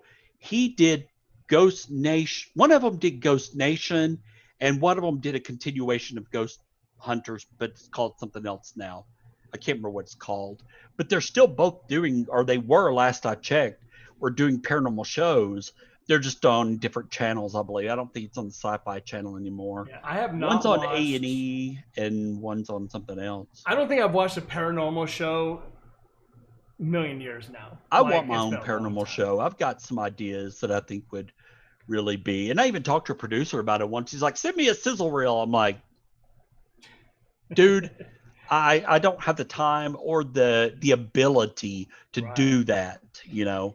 We did that with the people from My Ghost Story. We shot an investigation because they wanted us to do an actual show. And after we talked about it as a group, we kind of decided that to go down that road, we instantly become the fake guys because now everybody's just going to assume, since it's a TV show, that we're probably faking stuff for, you know, because it's a show. If you don't Yeah. have any action, people are gonna stop But watching. You but no know? matter what, you're going to have people that believe no matter what, and you're going to have people that doubt no matter what. Right. People who don't want to believe won't believe. That's true. And I know people like that where they're like, well, it's not paranormal. Why is it not paranormal? Give me a reason. Because it's not. Right. And I'm like, that is no better than a person who believes saying, well, it's paranormal because it is. That's circular logic. There's nothing there. If you say it's not paranormal because these factors involved lead me to believe that it was normal, not paranormal. Okay, fine. I get that. Right. There are a lot of things it could be, but when you just believe because you want to, it's not good either way, good or, for or against. You really have to have an open mind. Yeah, and that's true. And when we talked about it, we just decided not to after spending all that time filming and making, a reel in a sense for them. But I still want my own show. To go down that road, sometimes you end up like Zach or those guys where it just takes one wrong edit, right? As soon as somebody gets hold of it and starts editing it and they edit the and way you don't they have any want. control over that. Yeah. And then pretty soon it's like, man, I thought Paul was a good investigator, but I just seen him running from a case and, he's screaming. I'm like, what's going on? You know what I mean? Because the guy He yelled, filmed dude, something. run. And he went flying off into the darkness. And you know what? They filmed you when they said, hey, it's lunchtime. And you're like, woo, lunchtime. And then they got you going, I'm running from a ghost. That's exactly what would happen. I'd be like, it's lunchtime. I'd perk up and go running. It's the only time you'd see me run, honestly. Because that's the way to edit, And I used to tell when I used to shoot with models and stuff, I tell them, you got to be careful of facial expressions because someone can get a hold of that picture and do really bad things to it. And they're like, I never thought about that. I go, you should, Chaser was saying his remodel experience helped him debunk stuff. And I did construction for 35 years. So that was the other thing that helped me because I was a framer, did drywall, did electrical. Oh, I've framed a lot of people in the past. That's kind of like the way. Oh, I meant, never mind. Yeah, right. It's like, because doing construction definitely gives you that background to do more debunking. Like I said, getting the level out and checking stuff. Like most people wouldn't know, like, what do you mean plumb? What do you mean if the door's plumb? People would be like, what do you mean? Yeah, we've done that stuff like that before. Because sometimes you have check the doors, check the air, check the breeze, check the curtains, check the windows. Just like this water bottle. If it was cold in here and there was water running and condensation sitting on this, it may move across the table. Yeah. And someone that didn't know, they'd be like, oh, damn, our house is haunted, dude. I've had people try to say that before. One woman was drunk and fell up her stairs and swore something pushed her. Right. And I said, were you drinking at the time? She goes, oh, yeah, I was drunk. And I was like, that's the best time to see ghosts. Did you fail? You weren't pushed. It's like, yeah, after a fifth of Jack Daniel, I started seeing all kinds of stuff, and then it pushed me. And, I did a little cocaine. I did a little bit of shrooms, and I'm seeing all kinds of ghosts now. Oh, God. Can you imagine somebody like that would be like, oh, I'm seeing all kinds of stuff in my house right now, man. We had an investigation where it was a lesbian couple, and they wanted us to investigate their house. Their whole house smelled like pot. Which nice. I'm not for or against. I'm not judging. I'm saying nothing. Right. So we had a new investigator, and I'd known him for a while, but he'd never investigated with us. When the investigation was over, and I said, all right, let's break everything down. They're like, do you want to smoke pot with us? And he went, yes, I do. He was gone. And I turned around, and I was like, where is so-and-so? And they're like, upstairs smoking pot. Fire him. Nice. Damn it. So I had to get rid of him just because it was not professional, That was definitely one of the things when people signed our paperwork to become part of the team. Yeah, no drinking, no drugs, no anything, especially on investigation. I mean, whatever you did. We don't even let people pull pranks during investigations. Oh, God, you can joke. You could, like, I told an investigator one time, I was like, because we were all taking bathroom breaks and there was one bathroom for everybody. And as I walked out, I said, be careful looking in the mirror. You're going to see a face. And they're like, whose? I went, yours. You're going to see your face. So I'll do stuff like that, but we are not allowed to pull pranks on each other because once you lose someone's trust, you don't get it back. It's done. We had a guy named Anthony on our team, and he would scream like a little girl. We had one of those. And all I had to do is you know, he was here, and I'd walk down the hallway, and I would turn the corner, and all I had to do was just, and if he's seen it, he'd be like, ah! I'm like, what the? And you go running up, you know, I'm like, what the hell was that? We had one of those, and this guy was like 6'2" and almost 300 pounds. And we heard this shriek, and we're like, oh my God, did something happen to the teenager? Because one of our investigators had a teenager. He's like, no, that was me. We're like, oh, dude.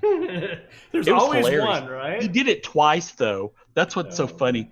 They had, we were at a school, and the school had said, you can investigate, don't mess with the cadavers. And I was like, I will hunt for ghosts. I'm not messing with dead bodies. That's a whole nother ball game right there. Not doing it. And so I kind of avoided the area, but they had a CPR dummy there. And someone took one of the CPR dummies, and there was a window in the door, and they set it right against the window.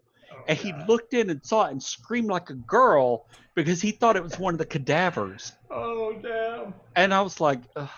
That's one of my worst nightmares is to die, be put in the freezer, come back to life, and be in a freezer with all these dead bodies like hanging out. You know what I mean? And you can't get out. And you turn around, look, there's a big fat man naked beside you. He's you're like, what the hell's going on? You know, it's like, and I become very claustrophobic. What's funny is after I got to a certain age, I got really, and they're like, yeah, once you get to 50, you usually get, some people just get claustrophobic. So I'm thinking, what happens if I die and they put me in one of those little things, you know, the whatchamacallit, what do they call the, when you're in the morgue, they put you in the little drawer and they put you in. It's called a drawer of some sort. I can't think like I'm thinking about that, but I'm dead. But I'm thinking that now, like, but what happens if I wake up and I'm stuck in that little plane? I can't get out, man. You know, I mean, what a freaky thing if you weren't. Can you imagine dead, back in the days when they used to accidentally bury people that they thought were dead before they put bells in and stuff? Yes, that's like my nightmare right there. Have you seen some of those documentaries where they dug up some of those old ones and they find like fingernails? Where they were like trying to get out because they were still alive. They were just not breathing very. They need to. Every casket needs a gun with one shot in it. Right. Just like bury it in there, and that way if something happens, you're like, oh crap, I'm in there. Yeah, just dead anyway. God, can you imagine? Yeah, that. Or shoot your way out or something. I think the fear would probably get you as well. Like you know that you're SOL, you know what I mean? Like that scares me just joking about it. I'm just like, oh no, I can't breathe. If I were you, like I was never claustrophobic growing up. I'm gonna be cremated. That way you're done. Well, what happens if you wake up in the oven, man? Oh, you'll know then. You'll know I'm alive. Biscuits are burning. Oh hell no! As I jump up and go running naked to the thing. They'd be like, ooh, I saw something ugly. I saw something scurry. Oh God, you know that I think that's a fear with a lot of people. Like, you know what I mean? Like coming back to life after they've been put in a box or something like that. That's kind of like we talked about bad dreams and scary dreams a couple of weeks ago, and a lot of people have that sort of like creepy dream, like they've been, you know, they've died or they've been put in something and locked in, or you know, put in one of those little refrigerator boxes, and it's like, oh damn, you know. And I wasn't really that claustrophobic. At least I didn't realize it until I watched that stupid movie What's Above is Below, because they're in Paris and they start going underground. They're in these little caverns where they're like this trying to stretch through, and I'm like, I was starting to sweat, and I'm like, I can't put me in a haunted house movie, I'm fine. Put me underground, not so much. It's like, man, a ghost is not going to kill you. Being underground can kill you. Exactly. I'm like, let's be real. Man, you know, and I started sweating watching this movie. I'm like, I can't do this, man. I'm not going to make it. We investigated underground one time, and it was way underground. It was a local attraction here in Chattanooga. And as I'm going under, I'm going, I can't breathe. I can't breathe. They're like, Paul, you've gone 5 feet. I'm like, but I can't breathe. I can't breathe. You're like popping some Xanax, going, I don't know, man. I'm having a panic attack. Everything's going down. By the time I get down to the bottom, I just pass out because I've taken so much Xanax. Man, that is heights one of the and underground things, are my two favorite, or my two least favorite things. Yeah. And I used to work for an ISP or a data center actually, and I worked 7 floors underground in downtown LA. And I never thought about, because I wasn't claustrophobic at the time, but now I'm thinking, can I do that now? I don't know, man. You know, I went to the doctor's the other day to get my blood taken, and when I got in the elevator, it's one of these old little, like 3 people can fit in it, and I'm like, all right, I got this. 1 floor, you know, and I'm like, I got this. I got up, but then after I got my blood taken, I asked the lady, I'm like, so where's the stairs? I told her, I'm like, I'm a little claustrophobic, and your guys' 1920s shaky thing over there is, and she goes, yeah, me too. The stairs are over there. You know? We were in Atlanta December last year, and there was we'd gone for the Festival of Lights, had this lights thing, and a whole bunch of our friends went. And so we're coming back from that, and we get on the elevator, and like 30 people pile on because there's a party going on out there, and they were going somewhere, and they're like, that's too many people. That's too many. Somebody get off. And the alarm went off saying too much weight, and one more person got on it. And as they did, we dropped. We just went. Oh, damn. Thankfully, we were only 1 floor up. She almost got crushed. She fell backwards out of the elevator. Man. And she fell backwards out of the elevator as it was going down. And so somebody pulled her back, and she barely missed getting her legs crushed. Yeah, I'm in the man, corner. I'm in the corner, doors shut. We're at the bottom, and the doors will not open. I'm like, this is my nightmare. My nightmare has come true. There are 30 people in this elevator. It was made for 10. and so, and everybody's claustrophobic. Everybody's going, oh, Lord, we're not going to get off. Oh, we're going to die. We're like, calm down. Oh, man. I'm over in the corner going, You're like, I got this. I'm going to make it. Out. Yeah. And I was panicking. I mean, like, I almost lost it because I was crushed into the corner. And then I was like, I'm in the corner with handles on either side. I can, like, lift my legs up and start kicking people in the head if I need to, you know. So I felt a little bit better about that. But it took them almost an hour to get us out of there. You know, when I was in New York in 2012, I think it was, like, I never did the touristy things when I was there. I just kind of did my own thing. But before I left the last, that time, I decided, you know what, I'm going to go to the top of the Empire State Building. Why not? There wasn't a very much of a big line, and it's a big elevator. It's like huge, you know.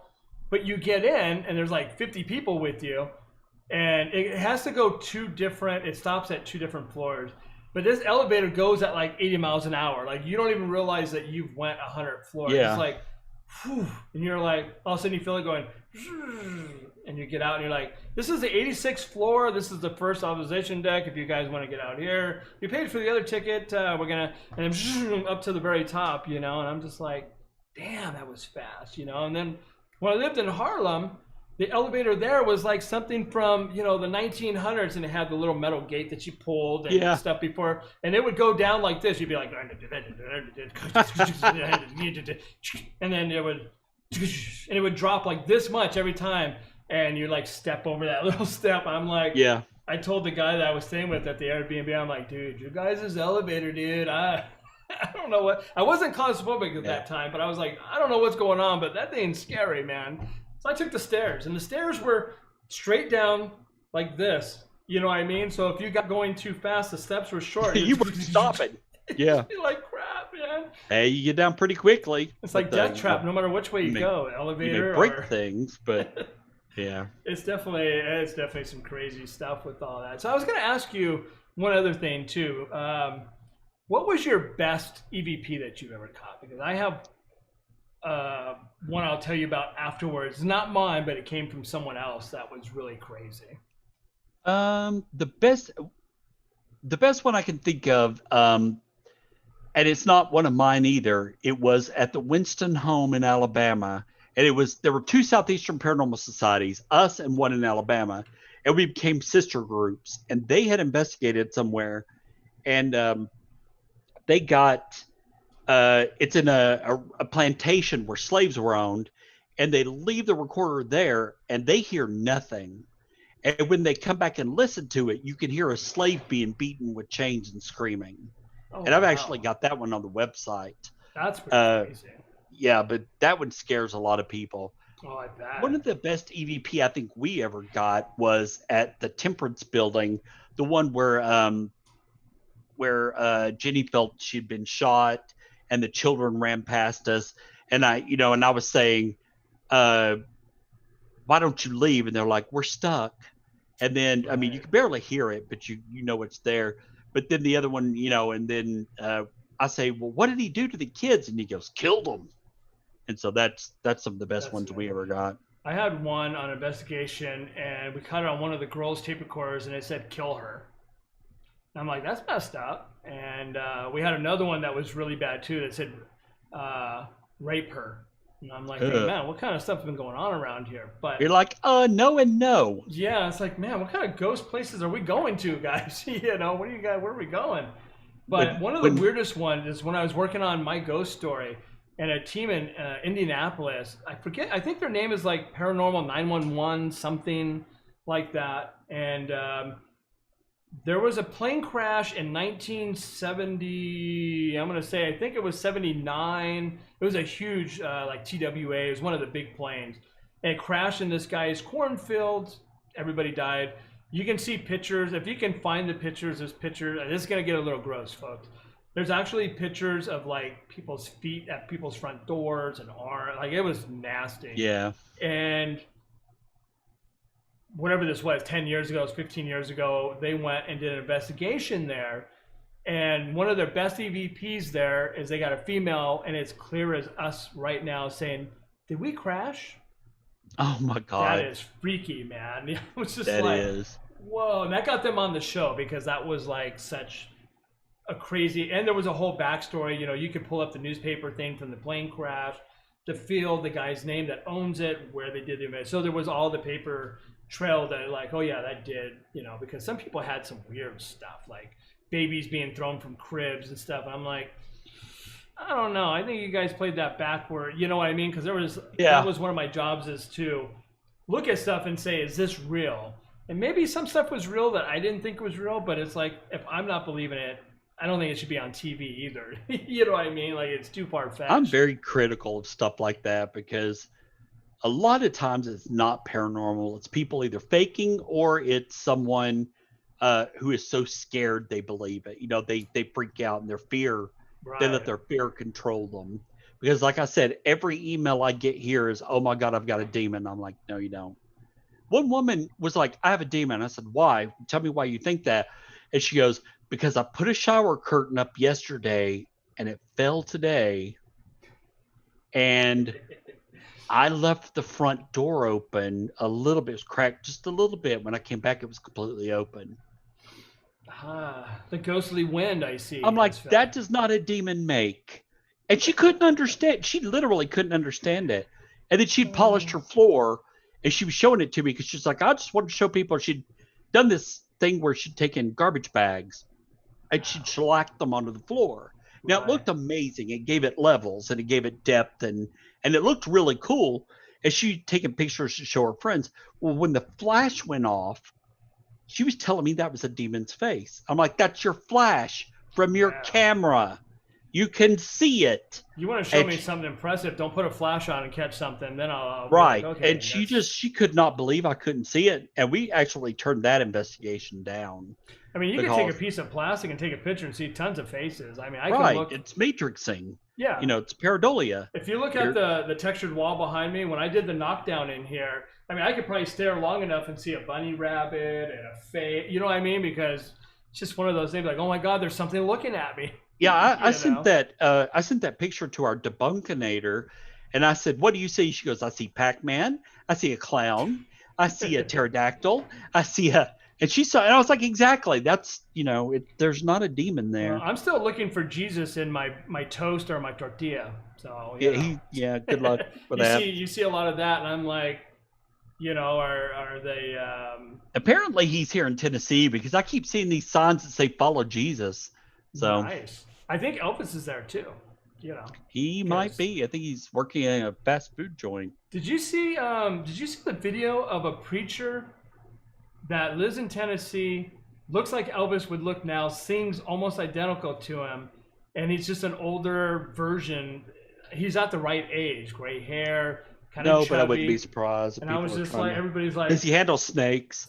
Is he one of those that handle holy No. rollers that handle snakes? yeah, that would have Crazy. been funny though. But it was just like, and everybody's like, look at it. It looked just like him. And I was just telling somebody the other day, I go, some of these people have so much money, like Michael Jackson and Tupac, and they could have faked everything, moved to some other country and be living like kings and be like, yeah, I'm just done with all this nonsense that's going on. Well, to be honest with you, Michael Jackson went back home to his home planet. So right, and he's like, I'm out. He's like, not here I am anymore. the He's one. gone. I'm gone. Yeah. They have kids everywhere, so he can touch them He to can his touch heart's them. content. I shouldn't say stuff like that.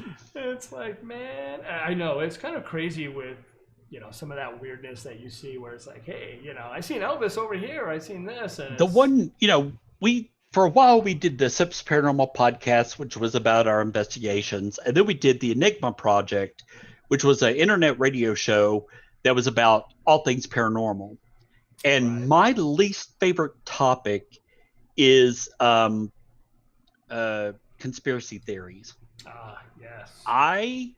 I'm not saying that some of them aren't real, but there are some out there that would curl your toes, to fight. And people believe this stuff. Oh God. Yeah. And I'm just like, no. I always tell people, I'm like, I can't say the actual word because my video will get demonetized. But what's going on in the world on my Facebook, I have long conversation, and I'm like, I have people that are friends that are nurses and different things like that, and I go, I'm not a conspiracy theory kind of person, but I have things that I've just thought of that are just off the, it would be considered, and a lot of times people are like, that's you got a good point there, and it's like, you have to, I always tell people, just take everything you see. It's just like investigating, and you use the brain that you got, and you put everything together, and you come up with something. Don't believe everything you're told. Exactly, because otherwise, you're just buying into everything. But if you use what you have, 1 + 1 = 2, that you put this stuff together, then you'll get something that's more.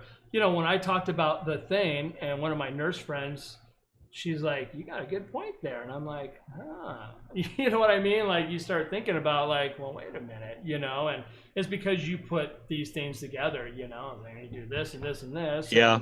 But a lot of people don't think that. They just see. And I'm not saying, I'm not saying conspiracy theorists are wrong. It gives me a headache to go through all that.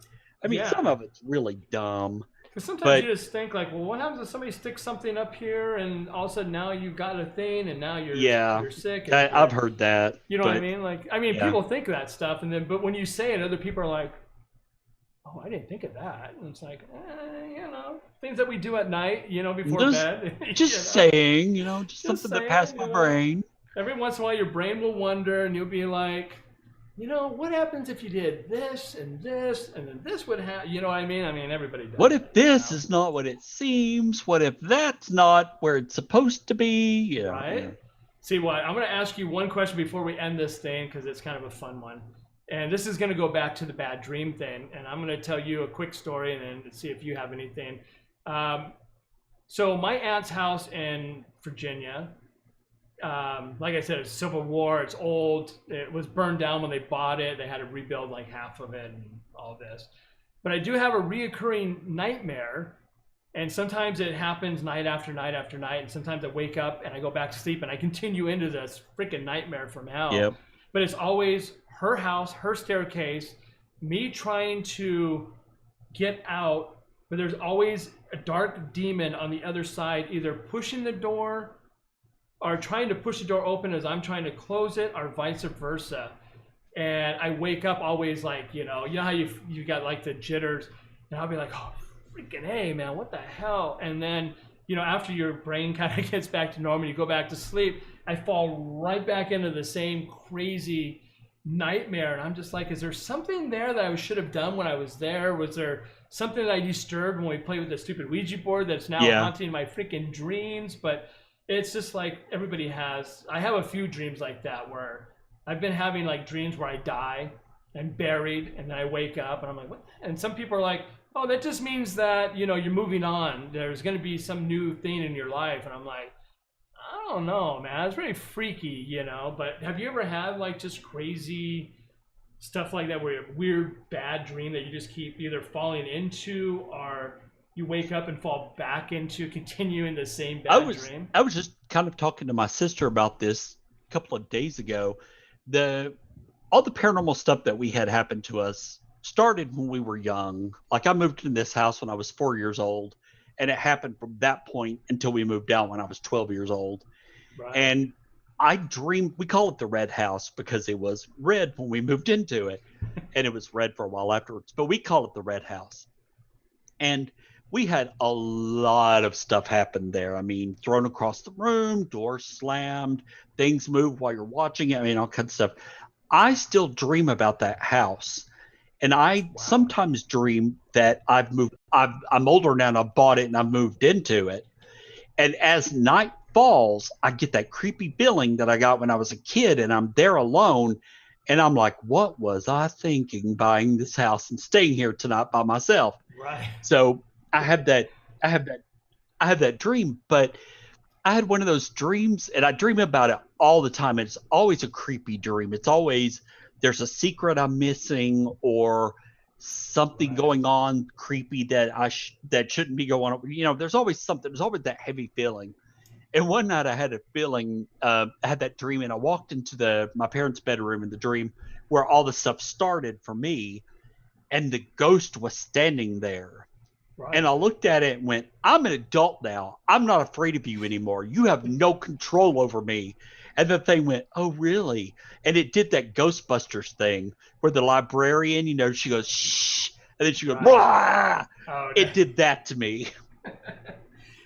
It seemed like in my terrified me. And it seems like in my dream I don't speak, like I have no ability to say anything. It's like you're being held back, or you know what I mean? Like it's just a weird feeling that you just can't get past, and like you're trying to think like, what the heck is my brain trying to tell me, or what's trying to analyze my through, dreams a lot when I remember them.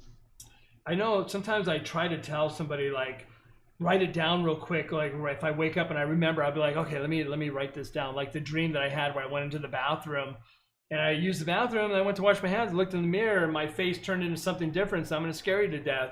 I'm like, I should write a scary movie after that. That's kind of a cool little thing, you know. That would be a nice little scene of, like, you know, it's that would be, write a script or something for it. It's just all the crazy stuff, you know. But the dreams are always such a crazy thing, especially when it involves, like, you know, lately I don't know why.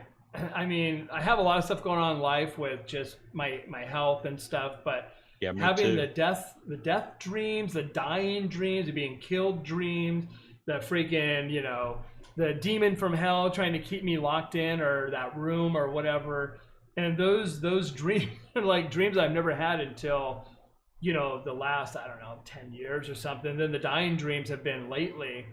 But, you know, the last dream that I had in my house when I was a kid was like, you know, the old falling dream where you wake up before you hit the ground. But I don't really have, you know, those crazy kind of dreams. But lately it's just been, and I always think to look it up or find somebody that does dream analysis just to see. If they say, like, dude, you're screwed, man. You I do dream. I try to analyze my dreams a lot, but there was one I had, and I didn't have a thing beside my pen beside my bed, but I had my phone, so I picked it up and I hit record, and I'm like, and another thing, and so was there. Oh, and then I saw, and it went on for like 5 minutes, and I listened to it later. I was like, was I drunk when I did this? Which I wasn't, but. It just went on and on and on, and I was like, and another thing. Oh, yeah, and so was there. And then I was laughing, but I was still half asleep. And I was like laughing.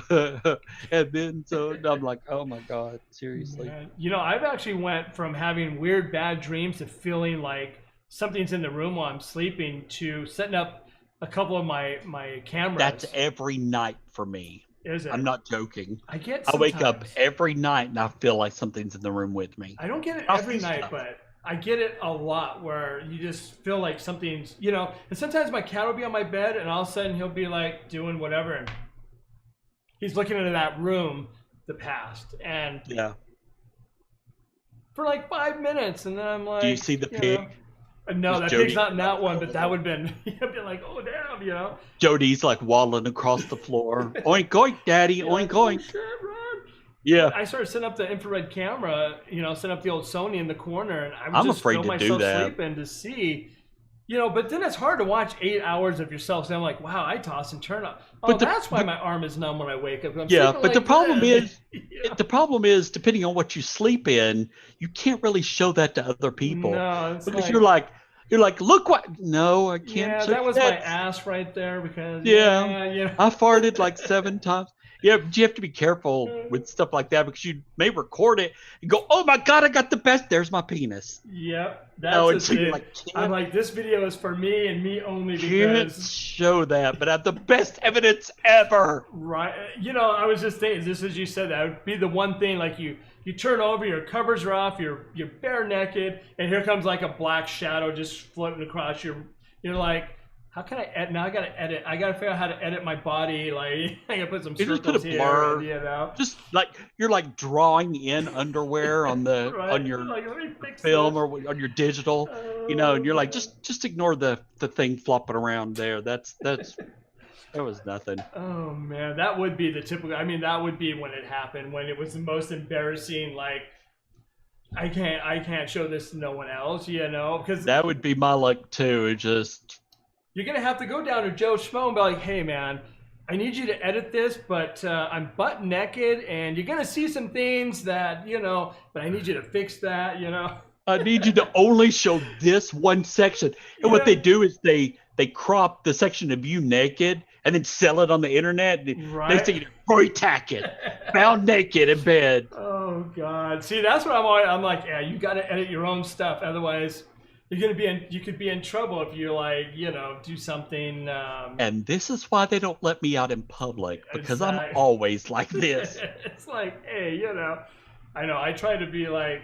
I'm crazy like that too. I'm just like a whole nother ball game. When we went to the Delta Queen, we rented rooms, and one of the rooms was mine. And we took one of the cameras, pointed it directly at the bed, and I'm like, so I have to sleep in shorts and a t-shirt because nobody wants to see all that, Right. you know. It's like, I'm gonna warn you now. I put on a few pounds. Oh damn! When did Jabba get there? Put Jabba the Hutt back. I always make the joke. I'm like, you know, I took off my clothes this morning, looked in the mirror, and the mirror screen running off. It's like, Yeah. you know, like, oh hell no, what happened? You know, or get on the scale, and the scale's like, you know, like. My damn, scale you says know? 1 at a time, please. It's like, what the hell? That's not the right number, you know. Yeah.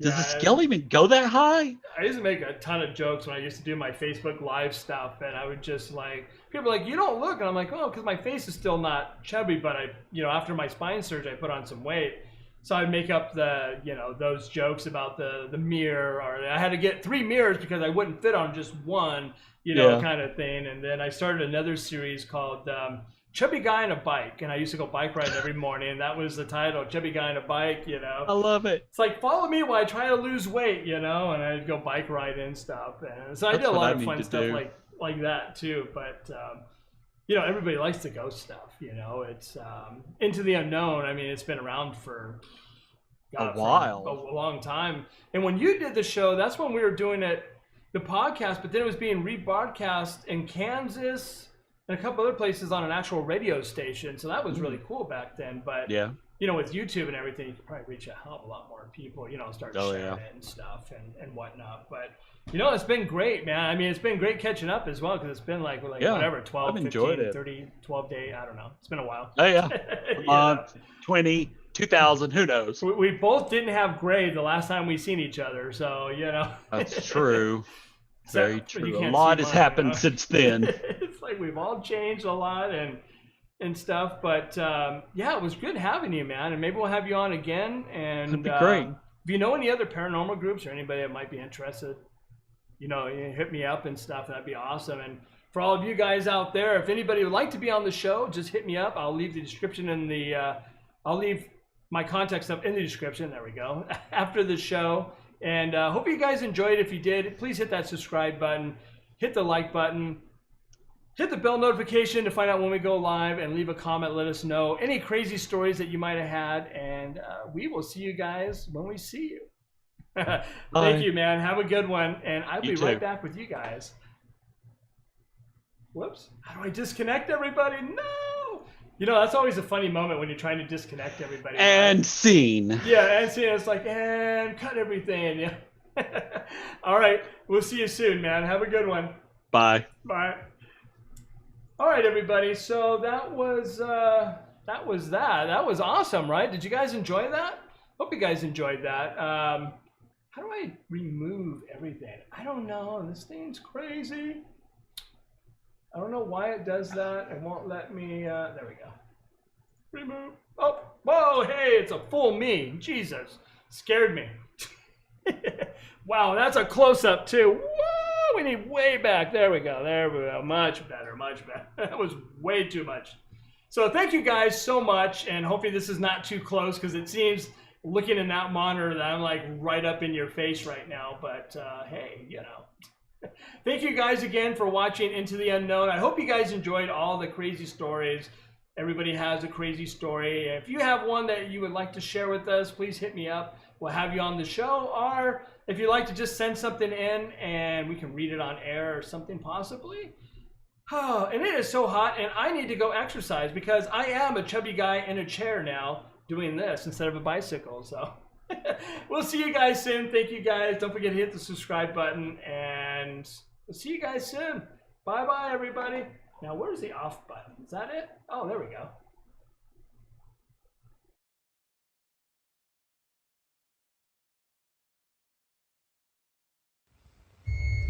Welcome into the unknown.